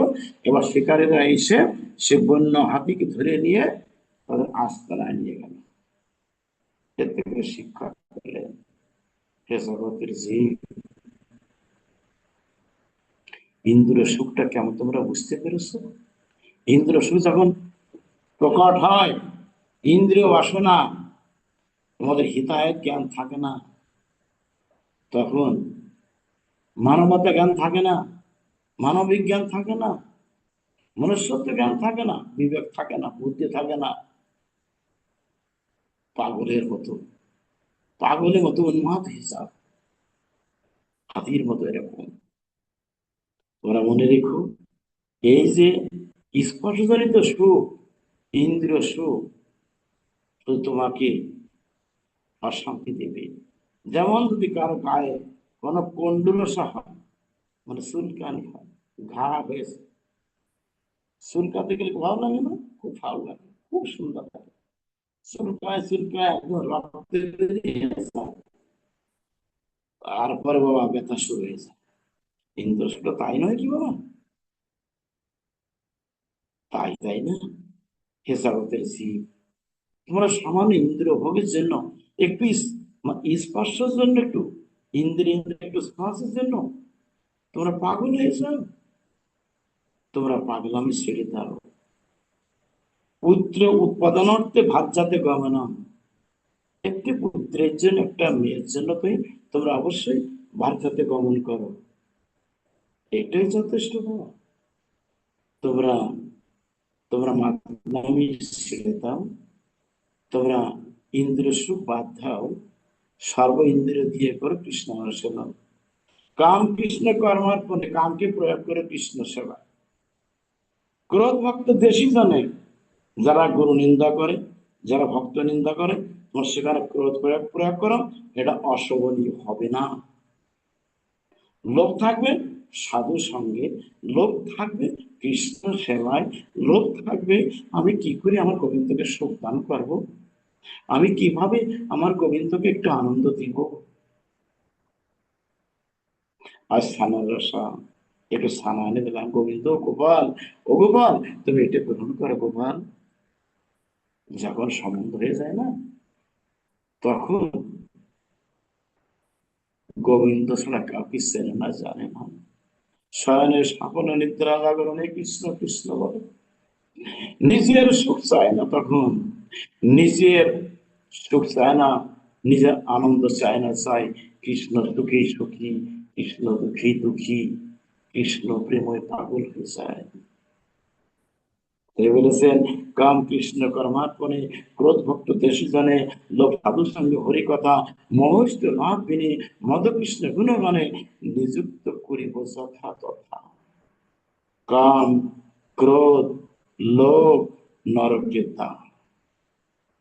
তো হে অবধূত শিক্ষা পেলেন, হে জগতের জীব, তোমরা যেন একটা হাতির মতো তোমরা ওইরকম উন্মাদ হইও না, পাগল হইও না। তোমাদের হৃদয়ে জ্ঞান থাকে যেন, তোমরা বিবেককে তালা দাও, তোমরা বিবেককে, শুদ্ধ বিবেককে তোমরা প্রয়োগ করো কৃষ্ণ সেবায়, গুরু সেবায় প্রয়োগ করো, কিন্তু একটা ইন্দ্র সেবায় প্রয়োগ করো না। তোমাদের দুঃখ অবধারিত। আজ থেকে আমি আমি আমার গুরু গিরাই যে গুরু। এবার উনি হাঁটছেন, দেখলেন কি হলো, শব্দ, স্পর্শ, রূপ। রূপের জন্য মনে হচ্ছে কি পতঙ্গ ফুল, দেখছেন কি ভেতরে অন্ধকারে একটা প্রদীপ জ্বালানো হয়েছে সেখানে, মানে পতঙ্গ দল মনে করছে কি, আরে বেটা কি সুন্দর জিনিসটি বেটা, অদ্ভুত, পরম অদ্ভুত, পরম অদ্ভুত। ওরা ওই রকম রূপ রূপ দেখে না, যখন ঝাঁপিয়ে পড়েছে তখনই মারা গেল। এর থেকে শিক্ষা পেলেন, হে মানুষ, হে জগতের জীব, তোমার রূপ দেখি তোমরা কারো ভুলো না। মনে করে একটা কথা মনে রাখবে, যত রূপ আছে অনন্ত কোটি বিশ্ব ব্রহ্মাণ্ডে, যত রূপ থাক না কেন, আমার গোবিন্দ, আমার রাধারানী সমস্ত রূপের, সমস্ত রূপের আকর। তিনি কৃষ্ণ আমার, গোবিন্দ আমার, রাধারানী আমার, তাদের তুলনা তারাই, তাদের তুলনা তারাই, কারোর সঙ্গে তুলনা করা যায় না তাদের সঙ্গে, তার সঙ্গে গোবিন্দের সঙ্গে আমার। জড় জগতে যত কিছু মুখ্য বস্তু আছে, একটা নারী, একটা পুরুষ আসক্ত হয় নারীর প্রতি, তার রূপ যৌবন দেখি। একটা নারী আসক্ত হয় পুরুষের প্রতি, তার রূপ যৌবন দেখি, কিন্তু বাবা এটা সম্পূর্ণ নিন্দুক, সম্পূর্ণ এটা কপট। এবার কি বলা যেতে পারে, মানে তাকে বলা হয় নিন্দুক। এটা আমরা নিন্দা করি, ধ্রুব নিন্দা করছি আমি। জগতে কৃষ্ণ রূপের রূপের আর কোন রূপ নাই। তুমি যাকে ভোগ করার জন্য মনে মনে করছো, সে তো 2 দিনকে জন্য। একটা মানুষকে যদি পোড়ানো হয়, এত বড় রূপবান হোক না কেন, হাতির মতো মানুষ হোক না কেন, মাত্র 350 ছাই, 350। হম, মল মূত্র গঠিত, রক্ত মাংস মজ্জা যে গঠিত একটা মানুষ দেহ, হম, তার প্রতি আসক্ত, সি সি সি সি। একটা মানুষ আর মানুষ আসক্তি পড়ে। কিন্তু জগতের কৃষ্ণ যিনি, জগতে কৃষ্ণ জেনা ভাজে বাপ, পিতৃদ্রোহী বলে তার জন্ম জানলে তাপ। এত সুন্দর ভগবানের রূপের কথা, তাকে দেখে আমরা বললাম, আপনি একটু বললাম না, হম, আমি কি রূপ হেরিনু মধুর মরতি, প্রীতি রসর সার, হেন নয় বনে, এ তিন ভুবনে তুলনা নাহি কোথায়। বড়ি বিনোদী আসবার ধনী, কপালে চন্দন চাঁদ, যিনি বিধু বারো, বদন সুন্দর, ভুবন মোহন ভাত। হম, কি সুন্দর। নবজল ধরো, রসে ধরো ধরো, কেবা কইল নিরমান, তার অঙ্গের ভূষণ রজত কাঞ্চন। কেবা কইল নিরমান, তার অঙ্গের ভূষণ রজত কাঞ্চন, মণি মুক্তার মালা। তার সুন্দর অধারে মধুর মুরলী, হাসিয়া কথাটি কয়, দ্বিজভিম কহে, অরূপ নাগর, দেখিলে কি প্রাণ রয়। এই যে মানুষ, এই যে সনাতনীরা, কৃষ্ণ রূপের পর কি,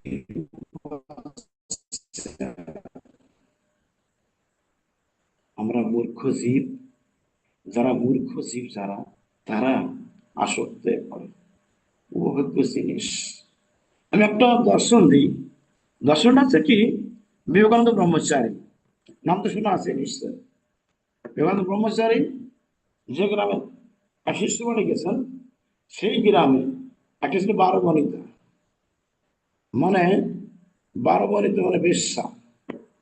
রূপ ছিল অসামান্য রূপ, অসামান্য রূপ ছিল।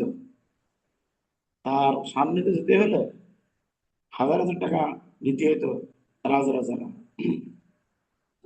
একদিন ওই 12 বনিতা বিবেকানন্দ বলে ওর কাছে প্রেম নিবেদন করেছে যে, দেখো তুমি আমার ভগ্নী, এই মাতৃস্বরূপা, তোমার কোন ধরনের কথা বলে, আমি শুনবো না। তুমি একজন বয়স নবীন,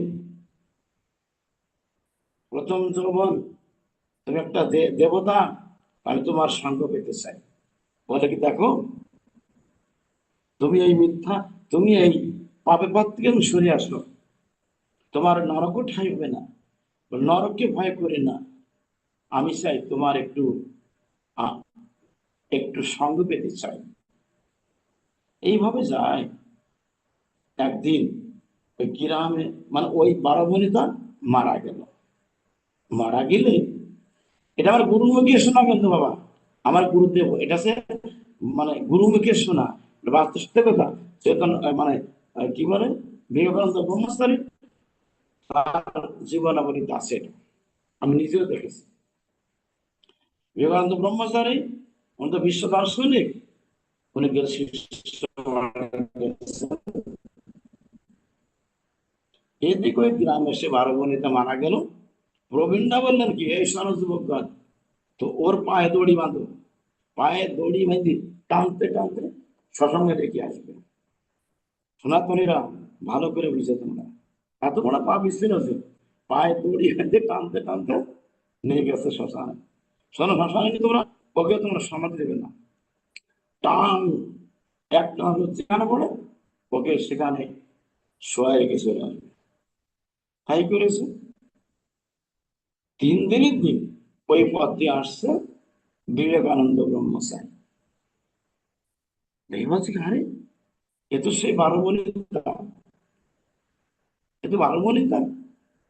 কাছে কি বলছে কি, হায় হায় রে, তোমার কি দুর্দশা আজকে, তোমার এত চেহারা, তোমার এত যৌবন, তোমার সান্নিধ্যে আসতো হাজার হাজার রাজন্যবর্গ পুরুষরা আসতো, তুমি কত ইনকাম করেছো জীবনে, টাকার পাহাড় জমিয়ে ফেলেছো, তুমি আমাকে প্রেম নিবেদন করেছিলে। আচ্ছা শোনো 12 বনিতা, শোনো আমার কথা, আজকে তুমি একা কেন, কই তুমি একা কেন আজকে, তুমি এত পাপ করেছো যে তোমার সমাধি ভুক্ত হলো না। বলছে কি, হে 12 বনিতা, হে দেবী, মানে দাঁড়িয়ে পড়ে বলছে, মারা গেছো তো। এই বলছে কি, দেখো প্রিয়, এই শ্মশানে নির্জন, কেউ নাই, এসব প্রিয়া, তোমার মনোবাসনা পূর্ণ করো, আমি এখন রাজি, তুমি আমার মনোবাসনা পূর্ণ করো। ও অভিমানী, কথা বলছো না কেন, অভিমান করেছো? না না, আমি মনের থেকে বলছি। হে 12 বনিতা, হে দেবী, তুমি উঠে বসো, তুমি আমার কথা শোনো, এবং আমি তোমার মনোবাসনা পূর্ণ করছি। ওঠো লক্ষ্মীটি, মানি করো না। আপনার তো, সে তো মারা গেছে, এত কিছু বলা বলছে কি, ধিক ধিক ধিক, শত ধিক বিবেকানন্দ করে, ধিক ধিক ধিক, ধিক ধিক, বারংবার ধিক, হে জগতের জীব, আজকে এত পাপ করেছে এই 12 বনিতা, যে তার পায়ে দড়ি বেঁধে টানতে টানতে শ্মশানে রেখে গেছে, তার সমাধি বন্ধ হলো না। হায় রে জগতের জীব, এ দেহে আছে রক্ত মাংস মূত্রতে গঠিত একটা পুরুষ, কিভাবে মোহিত হয় এদের প্রতি। ধিক্কার ধিক্কার ধিক্কার, এইটা ওর দর্শনে আছে। কার দর্শনে? বিবেকানন্দ ব্রহ্মচারী। শুধু সত্য। এই জন্য আমরা যেন কারোর প্রতি কোনো মোহিত না হই। কৃষ্ণরূপী পাগল হতে হবে, কৃষ্ণরূপী মন দিতে হবে, নামে মত্ত হতে হবে, প্রেমে মত্ত, নামে মত্ত, ভক্তিতে গদগদ, চিত্ত আপ্লুত, নয়ন জলে সিক্ত, গোবিন্দ স্তরণ ধৌত করতে হবে নিষিদিন। গৌর কৃপা করো, নিতাই কৃপা করো, কৃষ্ণ কৃপা করো। অপেক্ষায় থাকতে হবে, একদিন অবশ্যই তিনি দর্শন দেবেন। এটা একবার ধ্রুব সত্য কথা। সতী ভক্ত সজ্জন, আর কি হলো? রূপের জন্য মরল পতঙ্গ কুল। হে পতঙ্গ, তোমার কাছে আমি এই শিক্ষা পেলাম, তুমি আমার গুরু, তুমি আমার গুরু। এবার আমরা রসনা, রসনার জন্য মরছে মৎস্যকুল। উনি ঘুরতে হতে একটা গ্রামে বা নদীতে উপর বসে ধীবর বসে আছে, মাছ শিকারী ওই বড়শিতে টোপ দিতে জল দিয়েছে। এখন মৎস্যগণে মাছগুলো এসে ওই রসনা জানায়, মানে জিহ্বার দৌড়ে এসে গিলে ফেলেছে। যে টান দিয়েছে শিকারী এক টানের উপরে তাকে স্বস্থানে রাখছে। এতে শিক্ষা পেল, হে মৎস্য, হে দিবা, তুমি আমার গুরু। এই জন্য গুরু যে তুমি বড়শি ভিতরে টোপ গেঁথেছিলে, আর মাছ বোকা জানে না যে ওর ভিতরে মৃত্যু আছে। ওই টোপ মানে বড়শি ভিতরে আছে, ওই বড়শি গেঁথে গেলে মানে গলায় আমি আর বাঁচবো না, ও জানতো না। হে জগতের জীব, রসনা থাকবে কৃষ্ণ সেবায় থাকবে। শাস্ত্রে বলেছেন, জিহ্বার লালসে যে ইতিউতি ধায়, কৃষ্ণধর পরায়ণ কৃষ্ণ নাই পায়। তা আমাদেরকে অবশ্যই জিহ্বার লালসাকে সংযম করতে হবে।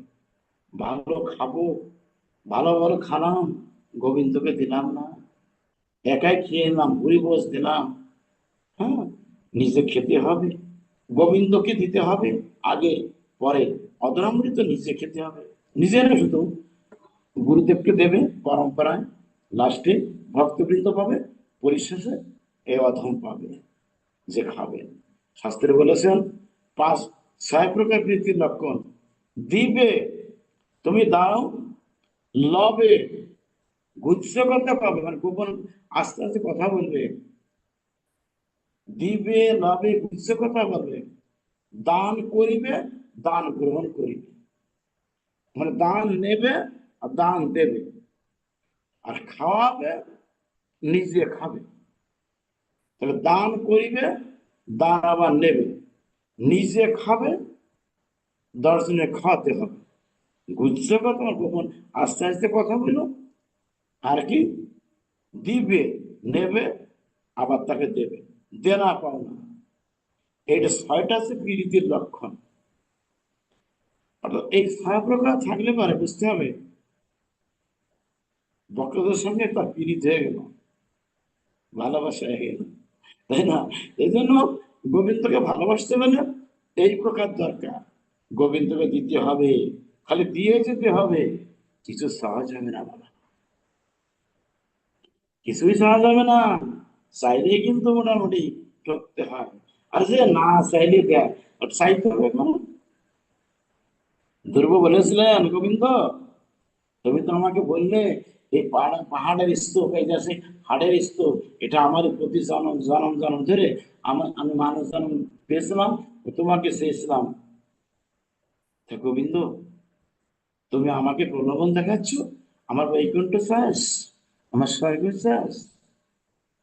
গোবিন্দ, আমি অত মূর্খ নই, আমি সারা জন্মান্তর ধরে শুধু কাজ কুড়িয়েছিলাম, শুধু কাজ কুড়িয়েছি সংসারে এসে, কিন্তু আমি তো স্বর্ণ পেয়ে গেছি, আমি তো মণিমুক্তা পেয়ে গেছি। গোবিন্দ, তোমার চরণ মণিমুক্তা, আমি তোমাকে ছেড়ে আমি কোথাও যাবো না।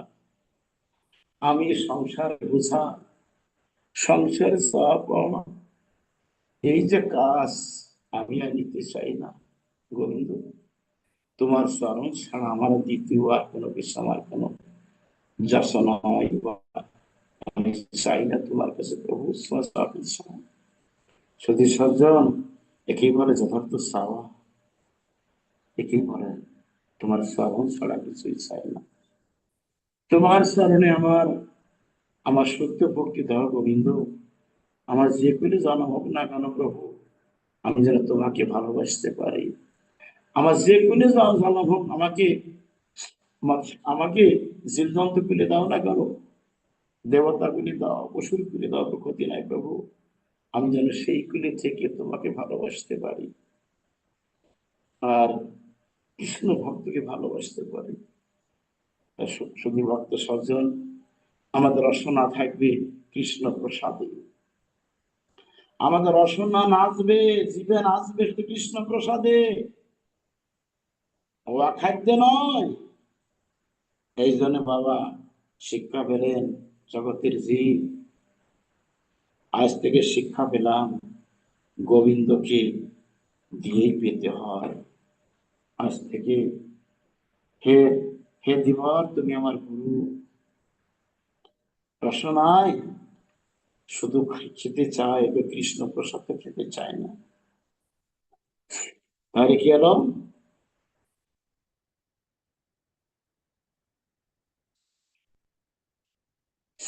এগুলো আমার গুরু, তাই না? আর একটা গুরু হচ্ছে কি, একটা গুরু হচ্ছে কি, আমার স্বীয় স্বীয় গুরু, আমার গুরু। যে গুরু মাধ্যমে ভগবান বলেছেন আমি গুরু রূপে আসি পৃথিবীতে। ইনি আসছেন মহাগুরু। শিক্ষা পেলেন অদ্ভুত। মহাগুরু হচ্ছেন আমার দীক্ষা এবং শিক্ষা গুরু, বৈষ্ণব গুরু, দিব্য গুরু, নিত্য গুরু আমার, গোলকধামের গুরু আমার গুরু চৈতন্য গোসাই। তারই অনুকম্পাশালী আমার স্বীয় স্বীয় গুরুদেব আমার রাধারমণ গোস্বামী।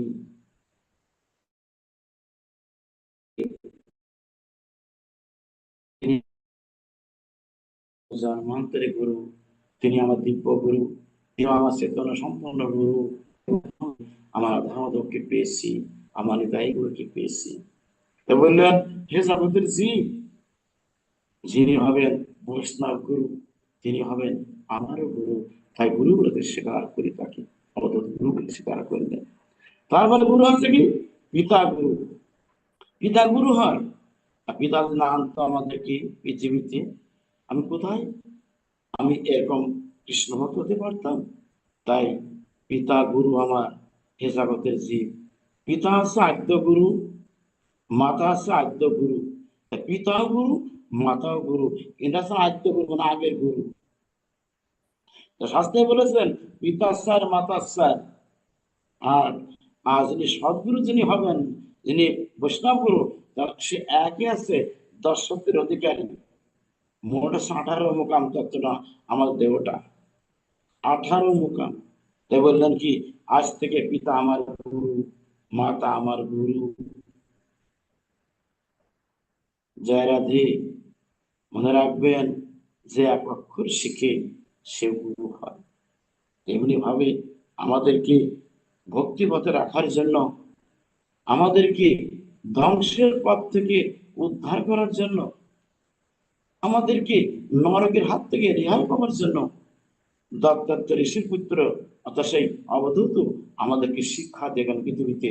যদি আমরা কিছু অংশ পালন করতে পারি কিয়দংশ, তাহলে আমাদের অবশ্যই সুনিশ্চিত একেবারে মঙ্গল অবধারিত, নিশ্চয় অবধারিত। শুধু সজ্জন, সেজন্য আমাদেরকে লক্ষ্য রাখতে হবে সবসময়ের জন্য, যেন আমরা এমনি ভাবে গুরুর নির্দেশ মেনে চলতে পারি। আর একটি অক্ষর যে শিখে তাকে যেন আমরা গুরু রূপে গ্রহণ করতে পারি, সে আমার গুরু। আমার থেকে যে একদিনের 1 ঘন্টা বড়, তাকে যেন আমরা গুরু রূপে স্বীকার করি, আর সবাইকে যেন সম্মান প্রদর্শন করতে পারি, সবার সঙ্গে যেন আমরা হাসি খুশি ভাবে সবাইকে মান সম্মান দিয়ে কথা বলতে পারি। ঠিক আছে? সবাই কি তাই বলেছেন শাস্ত্রে, জগৎকে মনে করতে হবে জগৎ উৎকৃষ্ট, সবাই উৎকৃষ্ট, আমি সবার থেকে নিকৃষ্ট। জগতে সবাই কৃষ্ণের প্রিয়তম, সবাই ভগবানের প্রিয় প্রিয় পরিকর, আর আমি তাহার কিচ্ছু করতে পারলাম না। জগতে আমি নরাধম, কীটাধম, তস্যাধম, নরকের পিঠের যোগ্য আমার নয়। যখন এই ভাব আসবে, যখন এরকম ভাব আসবে বাবা, আমার মহাপ্রভু তো তিনি বলে গেছেন, মহাপ্রভু দর্শন শ্রেষ্ঠ দর্শন, চারটে অনুপান দিয়ে গেলেন আমাদেরকে। ভাবতে পারেন, তৃণাদবি শনিচন তরের বৈশস্না অমগ্ন মানদন কীর্তনীয় শতাবলী, তিনের মতো নিচে হাওড়ে মন, যেমন একটা ঘাস আমরা পাড়িয়ে চলে যাই। কখনো বলে, এই মানব আমার কেন পাড়া দিলি, বলে নাকি? তার সাধুগান হবে সেই রকম, বৈষ্ণবরা হবে, সনাতনীরা হবে সেই রকম, কোনো প্রতিবাদ করবে না, মায়ের খাও মার দিও না বাবা। এটি মহাপ্রভু দর্শন। তো তিনি বলেছিলেন, রামাদি অবতারে ক্রোধনা না অস্ত্র ধরি অসুরে করেছে সংহার, এই অস্ত্র না ধরিব কারো প্রাণ না মরিব, নাম প্রেমে সবাই করিব উদ্ধার। এ যুগ সহিষ্ণুতার যুগ, এ যুগ ক্ষমার যুগ, এ যুগ উদারের যুগ, এ যুগ প্রেম ভক্তির যুগ, এই কলি যুগ সবকিছু আমাদের আমার গৌরীর স্মরণে আত্মসমর্পিত হওয়ার যুগ। দেখবেন গৌরী তাকে অবশ্যই কৃপা করবেন, করুণা করবেন। শুধু সজ্জন দিনের মতো নিচে হতে হবে, বৃক্ষের মতো সহিষ্ণুতা হতে হবে। এটা আমাদের শিক্ষা বাবা, এটা আমাদের শিক্ষা, মহাপ্রভুর শিক্ষা। আগে বললাম অবধূতের শিক্ষা, আর এটা হচ্ছে মহাপ্রভুর শিক্ষা। হম বৃক্ষের মতো সহিষ্ণুতা হতে হবে। বৃক্ষ যেমন জল হয়ে মারা যাচ্ছে, কখনো বলে, হে মানবগণ, তোমরা দয়া করে আমাকে এক বালতি জল দাও না, আমাকে জল দাও, বাঁচাও, বলে? কখনো বলে না। তাই সাধু শান্তগান হবে ওই রকম, কারো কিছু বলবে না, শুধু সম্পূর্ণ ডিপেন্ড করবে হরির প্রতি, গৌরের প্রতি, সবসময় তাকে তাকে থাকবে সাতক পক্ষীর মতো। সাতক পক্ষী যেমন তাকে তাকে মেঘবানে, হে হে মেঘমশাই, আমাকে একটু জল দাও, জল দাও। এবার মেঘে মেঘ ঘর্ষণ হয়, বাড়ি বর্ষণ হয়, সেই বাড়ি খেয়ে প্রাণ বাঁচায় চাতকী। কৃষ্ণ ভক্তগণ হবো এরকম, শিষ্য হবো এরকম, গুরু হচ্ছে মেঘের মতো বাড়ি দিয়ে তিনি যখন কৃপা বাড়ি বর্ষণ হবে না, মেঘে মেঘ ঘর্ষণ হয়, মনে করছে যখন গুরু গৌরাঙ্গ কৃপা হবে, গুরু আর গৌরাঙ্গ কৃপার বাড়ি, মানে কৃপার যে মিলন যখন অশ্রু বাড়ি ধরবে, ওইটা হচ্ছে কি বাড়ি বর্ষণ, কৃপা বর্ষণ হলো। আর ওই কৃপা বর্ষণ যখন ওই শিষ্য হা করে সেটাই নেবে, কখনো কখনো তার প্রতি কোনো, কখনো আদেশ করবে না, গুরুদেবকে নির্দেশ করবে না, এটা কেন হলো না, এটা কেন হচ্ছে, এটা কেন দিয়া হলো আমাকে, এটা আমি কেন পেলাম না। না বাবা, তুমি হও সাতক পক্ষীর মতো বৃত্তি নাও, শুধু হাত জপকে তাকিয়ে থাকবে, গুরুদেব, হে গুরু গৌরাঙ্গ, কখন তুমি আমাকে কৃপা করবে? আমার জন্ম তো, আমার আয়ু বেলা তো সেই সায়ন্য করলে তো কখন জন্ম এসে যাবে, আমাকে চলে যেতে গোবিন্দ, হে গুরুদেব তুমি কৃপা করো। তাই বলেছেন, তৃণাদবি শুনছেন, তিনের মতো নিচে হতে হবে, বৃক্ষের মতো শুষ্ণতা হতে হবে, আর অমনিকে মান দিতে হবে। যার মান নেই তাকে মান দিতে হয় বাবা। সমাজ দ্বারা নিকৃষ্ট, অবহেলিত, সমালোচিত, নিন্দুক যারা, যারা তিন বেলা বৈষ্ণব নিন্দা করে বাবা, তাকে তুমি ত্যাগ করো না, তার পাশে দাঁড়াতে হয়। একদিন নয়, দুদিন নয়, 10 দিন নয়, 1 মাস নয়, 1 বছর তার কাছে যাও, বলবে বাবা রে, সমাজ মধ্যে অনেক চুরি চামারি করলে বাবা, মিথ্যা কথা বললে রে বাবা, একবার একটু আসো, সত্য পথে আসো, আমি তোমার জন্য সৎ পথ দেখাচ্ছি, তুমি একবার আমাদের পথে আসো। তাই শাস্ত্রের বলে, মহান্ত স্বভাবে তারিতে বামর, নিজ কার্য নাই তবু জান তার ঘর। বাবারা, মানুষকে পথে আনতে হবে, মানুষকে কৃষ্ণ ভক্তি উদ্বুদ্ধ করতে হবে। এই যে চরম পরম ভজন, এইটাই বাবা যা কি হলো, মানে প্রসাদ থাকবে, আচার থাকবে, আচরণ থাকবে। মহাপ্রভু বললেন, নিত্যানন্দ বললেন, আচার আছে প্রসার নাই, প্রসার আছে আচার নাই। আচার প্রসার নামে দুই তো কার্য, তুমি জগতের গুরু জগতের আর্য। কি বললেন? আমার মহাপ্রভু কাকে বললেন? আমার নিত্যানন্দ। তুমি জগতের আর্য, তুমি জগতের গুরু, তুমি নিত্যানন্দ। তোমার আচরণটা আছে, তোমার প্রসার আছে, তুমি যেমন ভজনশীল তেমন তুমি সবাইকে নিয়ে পথে আনতে পারো, কৃষ্ণ অনুভব করতে পারো।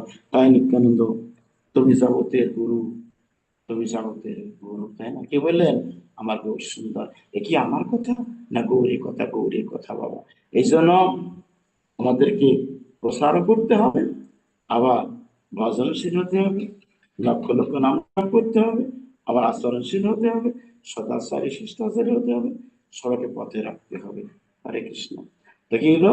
এই মতো নিশ্চয় অমানিকে মান দাও, বৃক্ষমত শ্রেষ্ঠতা হও, আর সর্বক্ষণ হরিনাম করে যাও। কি হবে না হবে, হরিনাম করতেই করো বাবা, বিনিময়কে সেও না, চাইতে গেলে ঠকতে হয়, তাই না? তাই হরিনাম শুধু হরিনাম নয়, সাক্ষাৎ কৃষ্ণ সঙ্গ, সাক্ষাৎ গৌরের সঙ্গ আমার। তাই মহাত্মা বলে থাকেন যে বীজের ভিতর আছে বৃক্ষ, চোখে যায় না দেখা, নামের ভিতর আছে নামে, যোগর ব্রতি আঁকা। কি সুন্দর কথা বাবা, যেই নাম সেই কৃষ্ণ, ভজন নিষ্ঠা করি, নামের সহিত আছেন আমার আপনি শ্রীহরি। নাম করতে করতে নাম এসে তোষামত করে, এই এই, তুই আমাকে দর্শন কর না, দেখ দেখ, আমি আসছি, তোর মানব জনম সার্থক হবে রে, তুই আমাকে দর্শন কর। যদি ভক্ত সজ্জন মন্ডলী, আর নয়, আমাদেরকে অবশ্যই মহাপ্রভুর আদর্শ মেনে চলতে হবে। এবং সে যা বাণী দিয়ে গেছেন আমাদেরকে, গোস্বামীদের গোস্বামীদের মতো, ছড়া গোস্বামীর নাই, তারা যে বাণী দিয়ে গেছেন, আমার মহাপ্রভু যে আদেশ নির্দেশ, তার যে আদর্শ, এগুলো আমাদেরকে অবশ্যই পালন করতে হবে। জীবন চলে যাক, প্রাণ চলে যাক, আমি যেন গোস্বামীদের অনুকম্পাশালী হয়ে, অনুকম্পা হয়ে আশ্রিত যেন আমরা ওনাদের পথ স্মরণ করতে পারি। আমার জীবন যাক, তবু আমি আমার মহাপ্রভুর আদর্শ আমি অবশ্যই মেনে চলবো। আমার দুষ্ট মন যেন এতে ওদিকে না যায়, আমি মনটাকে সুস্থ করে নিয়ে আমি গুরু পরমের চরণ রাখবো। মত্ত মধুকরের নাই, যেমন মৌমাছি ফুলে গুঞ্জন করে, ওই রকম আমার গৌরহরি চরণ বসে পদ্ম ফুলে যেন আমার এই মত্ত মধুকরটা যেন, আমার মনটা বসে মধুকর যেন সর্বক্ষণ গুঞ্জন করে, গৌর গৌর গৌর গৌর বলে যেন গুঞ্জন করে, কৃষ্ণ কৃষ্ণ বলে গুঞ্জন করে। জগতের জীব সকলের কল্যাণ হোক, মঙ্গল হোক, আমাদের এই ভাগবত পাঠ চির সার্থক হোক। আমাদের এই আমাদের আজকে 1 বছর পূর্ণ হলো, এটা সাফল্য মণ্ডিত হোক। জগৎকে সবাইকে বলে দেবেন সকলে সনাতনীরা, আমরা যেন এমনি করে প্রচার প্রসার আমরা যেন অক্ষুণ্ণ রাখতে পারি, আমরা যেন সকলের ভিতরে কৃষ্ণ ভক্তির বীজ রোপণ করতে পারি, কৃষ্ণ ভগবানের যে নামের মালা সবাইকে দান করতে পারি। একমাত্র এইটা ছাড়া আর আমরা কিছুই চাই না। জয় রাধে, জয় মহাপ্রভু, জয় হোক, জয় হোক। ধন্যবাদ। জয় নিতাই। তাহলে তাই জয় নিতাই, মামনি কই গো? বাবা, জয় নিতাই, জয় রাধে বাবাজি। রাধে জয় রাধে। রাধে, রাধে রাধে। জয়নিতাই বাবাজি, আমার দণ্ডবাদ প্রণাম হইলো বাবা। ভালো আছো? হ্যাঁ, আমি আজকে যথা আমার সে সময় কে যেন ফোন করেছিল বাবা, সাউন্ডটা একবার নিয়ে গেছে, একদম নিস্তেজ হয়ে গেছে। সাউন্ড আজকে আসছে না। আজকে আজকে সাউন্ডটা একটু যত দাঁড়ান। সময় বাবা থাকতে একটু পারছিলাম কাটিয়ে যাও, তুমি আবার করো তো বাবা, আবার চালু করো, চালু করো, চালু করো। কে কথা কে আচ্ছা ফোন আচ্ছা, আপনাকে করেছে? আমি রিমুভ করে দিচ্ছি, আপনার রিমুভ করে দিচ্ছি বাবা। ওটা তোমার পুনরায় আবার তুমি ইয়ে করো আবার। আচ্ছা,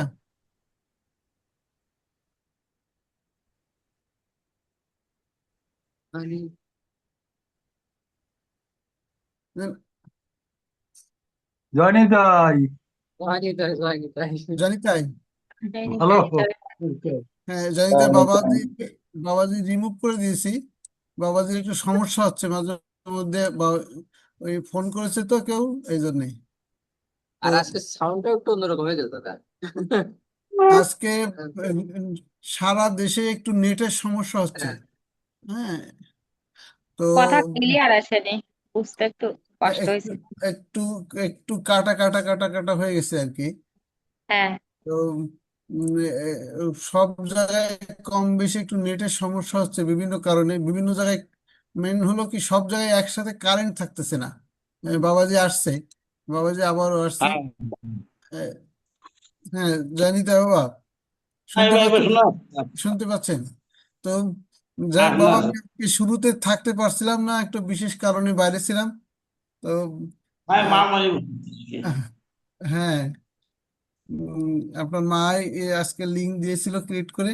তো সুধী সজ্জন, আমার গৌর প্রিয় কৃষ্ণ ভাবনামৃত ভক্তবৃন্দ, আপনাদের চরণে আমার বিনম্র শ্রদ্ধা এবং খুব ভক্তিপূর্ণ প্রণাম নিবেদন করি। আজকে আপনাদের করুণা কৃপা এবং আশীর্বাদে আমরা এই ভক্ত সংঘের অনুষ্ঠানে 1 বছর অতিবাহিত করলাম। আপনারা এইভাবে আশীর্বাদ করবেন এবং আপনাদের করুণা কৃপা আমাদের একান্তভাবে কাম্য।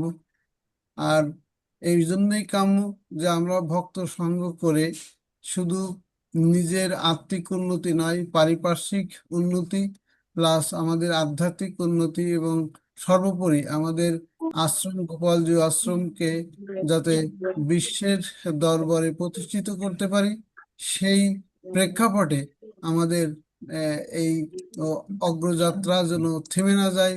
আপনাদের করুণা কৃপা এবং আপনাদের এইভাবে স্বতঃস্ফূর্ত অংশগ্রহণ আপনাদের আমাদের একান্ত কাম্য। তো সুধী ভক্তবৃন্দ, আজকে আমরা পরমার্থ গুরুদেব আহ, আমার উম, যে আলোচনা রাখলেন, জ্ঞানগর্ভ আলোচনা, সেখান থেকে আপনারা অনেক মূল্যবান তথ্য জানতে পেরেছেন। আসলে জ্ঞান অর্জন করতে হলে আমাদের ধর্মীয় যে পাঠাভ্যাস, আমাদের শাস্ত্রের জ্ঞান, এগুলো আমাদের একান্ত কাম্য। এবং এই গুরু বাক্য, গুরুর সাথে সংশ্লিষ্ট, এগুলো আমাদের খুব গুরুত্বপূর্ণ ভূমিকা রাখবে আমাদের পারমার্থিক জীবনে। সুধী ভক্তবৃন্দ, আপনারা আজকের এই আলোচনায় আহ, যদি কোনো সংশ্লিষ্ট প্রশ্ন উত্তর জানতে চান বা বাবাজির সাথে কুশল বিনিময় করতে চান, আপনারা আনমিউট করে কথা বলবেন।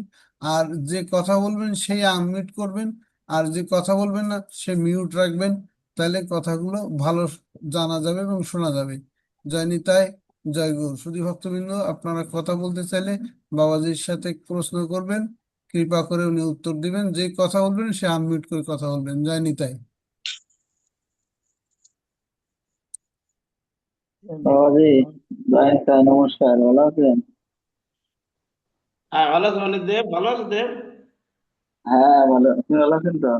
হ্যাঁ মোটামুটি গ্রুপে রাঙ্গ রাখছে আর কি, আছে বাবাজি ভালো। বলতেছিলাম যে আমি তো বাইরে থাকি জানেন না, তাই একাদশী কি থাকতে পারবো? মানে আমি পালনের সময় তো বেশিরভাগ সময় ডিউটিতে থাকি, ওইভাবে তো। আহ, আহ, আহ, দেবুদা, দেবদা, আপনাকে বলি, আমি যে বাংলাদেশ সময়টা আমরা গ্রুপে সংযুক্ত করি, ওইখান থেকে আপনাদের যে মালয়েশিয়ার যে সময়টা রয়েছে, ওখান থেকে প্লাস মাইনাস করে সেই সময়টা নির্ধারণ করবেন।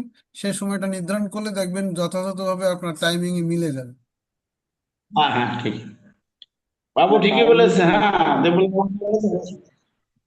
মানে আমি বলতে চাচ্ছি যে পালনের যে সময়টা হয় ওই সময়টা আমি বেশিরভাগই ডিউটি থাকি, তো অনেক সময় দেখা যাচ্ছে পালন ছাড়া আমার দ্বারা সম্ভব হয় না, তো সেই ক্ষেত্রে একাদশী থাকাটা কি থাকা যাবে কিনা কি আমি বলতেছিলাম। হ্যাঁ হ্যাঁ, যাবে মানে যাবে শোনা। তুমি এই যে আমাদের বাংলাদেশ সময় যেটা থাকে না, বুঝছো? তুমি ওখানে হুম। মানে এখন সময় কত এখন? এখন এখানে 12টা 26। 2 ঘন্টা কি আপ ডাউন। 12টা 26 মানে বাংলাদেশ থেকে 2 ঘন্টা বেশি আর কি। ওদের তো 2 ঘন্টা তুমি ওখানে মাইনাস করো। 12টা 2 ঘন্টা মাইনাস করলে না গেল। না, মাইনাস করলে ঠিক আছে, মানে পালনটা আমি সারতে পারিনি, মানে পালনের সময়টা আমি ডিউটিতে থাকি, এটা মানে এই যে জিজ্ঞাসা করতেছিলাম আর কি। বাংলাদেশ সময়টা তুমি দেখবা আগে যে 12টা কত। দেখা যাচ্ছে কোনোদিন 7:30 থেকে 10টা 10, ঠিক আছে? হুম হুম। তাহলে ওই কয়টা মোটামুটি তাহলে 10 ঘন্টা, তাহলে ওখানে মোটামুটি 2 ঘন্টা তুমি করবা, লেস করলে পরে হয়ে যাবে 8টা ওই সময়। মানে প্রসাদ তো নিতে হয় ভগবান কিছু অর্পণ করে, তাই না? তো আমি তো ওই সুযোগটা পাইনি, তো মানে সেই ক্ষেত্রে রাখা যাবে কিনা এটা। তুমি এক কাজ করবা, ফলমূল ফলমূল ঠাকুর দিবা, ফলমূল দিয়ে ওইটা আর কি তুমি অন্যের সঙ্গে মিশিয়ে নিবা, তোমার একাদশী অবশ্যই হবে, সেটা পূর্ণ অর্জন হবে। বাবা যদি একান্তই না আচ্ছা পারে ঠিক আছে। তুলসী পাতা পারলে কি হবে তো নাকি বাবা? হ্যাঁ, তুলসী আগে পাতা। তুলসী পত্র তুমি নেবে, হ্যাঁ, তা ভালো কথা হ্যাঁ। বলেছি সঞ্জয়। তুলসী পত্র তুমি গ্রহণ করতে পারো, মানে তোমার বারণটা হয়ে যাবে আর কি। যদি একান্তই আর কি সেটা না হয়। হ্যাঁ হ্যাঁ, আচ্ছা অবশ্যই ঠিক অবশ্যই। আছে। আচ্ছা ঠিক আছে, তাহলে ভালো থাকেন বলছি, হ্যাঁ। আচ্ছা বাবা, ভালো থাকো শোনা। শরীর ভালো আছে তো? হ্যাঁ ভালো আছে। আশীর্বাদ। অনেক ভালো আছে আর কি, সমস্যা নেই। আচ্ছা। রাধে রাধে মহারাজ। আরে জয় শুভ নিতাই, জগন্নাথের মাসি কি করে? জগন্নাথকে নিয়ে আজকে পাঠ শুনতেছি। তো খুব সুন্দর লাগছে। ও তোমার মা নাই এই যে? খানাপুর জগন্নাথের মহারাজের পিসি। যে মহারাজ, ও জগন্নাথের পিসি। এই তো মহারাজ, কেমন আছেন মহারাজ? তোমার মনি ভালো আছে তো? আমার এই তো জগন্নাথ আছে, আমার শরীর ভালো আছে, শরীর ভালো আছে। ভালো আছে, ঠিক আছে। মামনি ভালো আছে তো? আজকে জগন্নাথকে নিয়ে পাঠ শুনতেছি মহারাজের। আচ্ছা, ভালো হয়েছে না?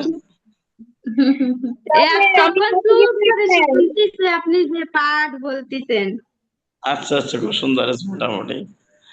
এটা সংযুক্ত থেকে অনেক কিছু জানতে পারবা ঘরে বসে পড়ে। এটা প্রভুর ইচ্ছা, হ্যাঁ মহাপ্রভুর করুণা, অনেক কিছু জানা যাবে। তো ওই জগন্নাথের বয়স কয় মাস? ওই জগন্নাথের যে বয়স 1 মাস 10 দিন। হ্যাঁ ঠিকই, 1 মাস 10 জগন্নাথের দিন খুব হয়ে গেছে না? ভক্ত আছে বাবা।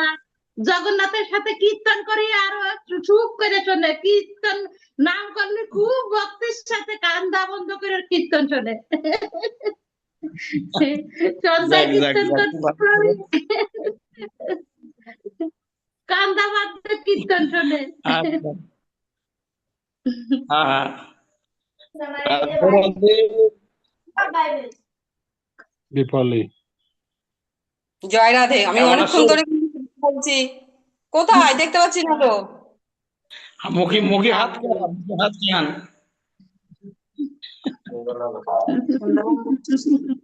কোথায় গেলে আবার? হ্যাঁ হ্যাঁ, দিদি ভালো আছো? হ্যাঁ ভালো আছি, তুমি কেমন আছো?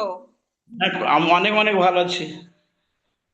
তো বাবাকে অনেক দেখেছি রে। এই এই হয়ে গেছে অনুষ্ঠানে। বাবা তো কিছু আসেনি আজকে না কি? না না না, আজকে আসবে না। আজকে মন্দিরে মন্দিরে তোমার দাদু ভাই থাকবে। কি?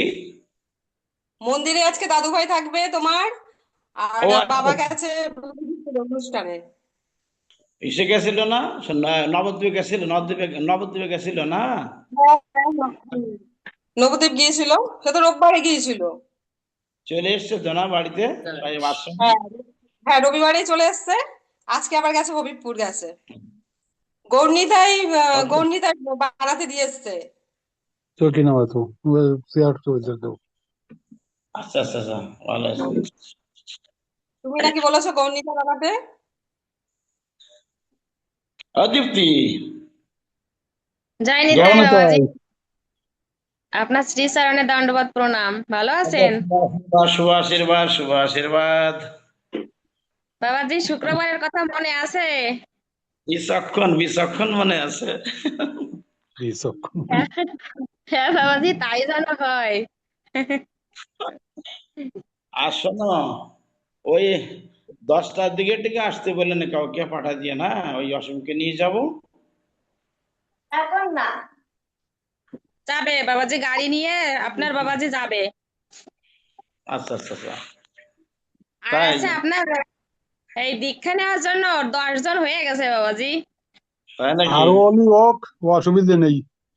হ্যাঁ, তাই সকাল সকাল আপনি যাবো যাবো, এখানে চলে আসবেন। সমস্যা নেই। মানে আমি সময় মতো আমরা হাজির হয়ে যাবো। হ্যাঁ, একবার নির্ধারিত সময় চলে যাবো, নির্ধারিত বৈষ্ণব সেবার সময় চলে যাবো। হ্যাঁ, আপনি এই ঘরে এসে উঠবেন। আচ্ছা ঠিক আছে। তোমার ঘরে নাকি? আমার না বাবাজি, এটা আপনার ঘর। অতৃপ্তি ভালো আছো মা? ভালো আছো বাবা? এই প্রণাম এই নেন বাবা। আমার আচ্ছা প্রণাম ঠিক নেন। আছে। আচ্ছা মা ঠিক আছে, আমি গ্রহণ করছি। আসলে এবার আমার বউ সুন্দর কেমন আছে রে মা? আছে, ভালো আছে সবাই। খুব সুন্দর, হ্যাঁ? কি সুন্দর সুন্দর নাম রাখি। গৌর সুন্দর গৌর সুন্দর। কানু সুন্দর। কানুপ্রিয়, কানুপ্রিয় বাবা কেমন তো? প্রণাম। আর একদম ছিল। আমি আমি বাবারে, আমি কানু, আমি দিলি কম, আমি কানু বাবা, আমি কানু বাবা। আমার সঞ্জয় বাবু ভালো আছো বাবা? সঞ্জয় হ্যাঁ আমি সকালে আসবো ওই যে বাবা, বিশাল বিশাল শাড়ি না বাবা? সঞ্জয় ছাড়বে না বাবা আমি তো বিষয় করতে দিছি।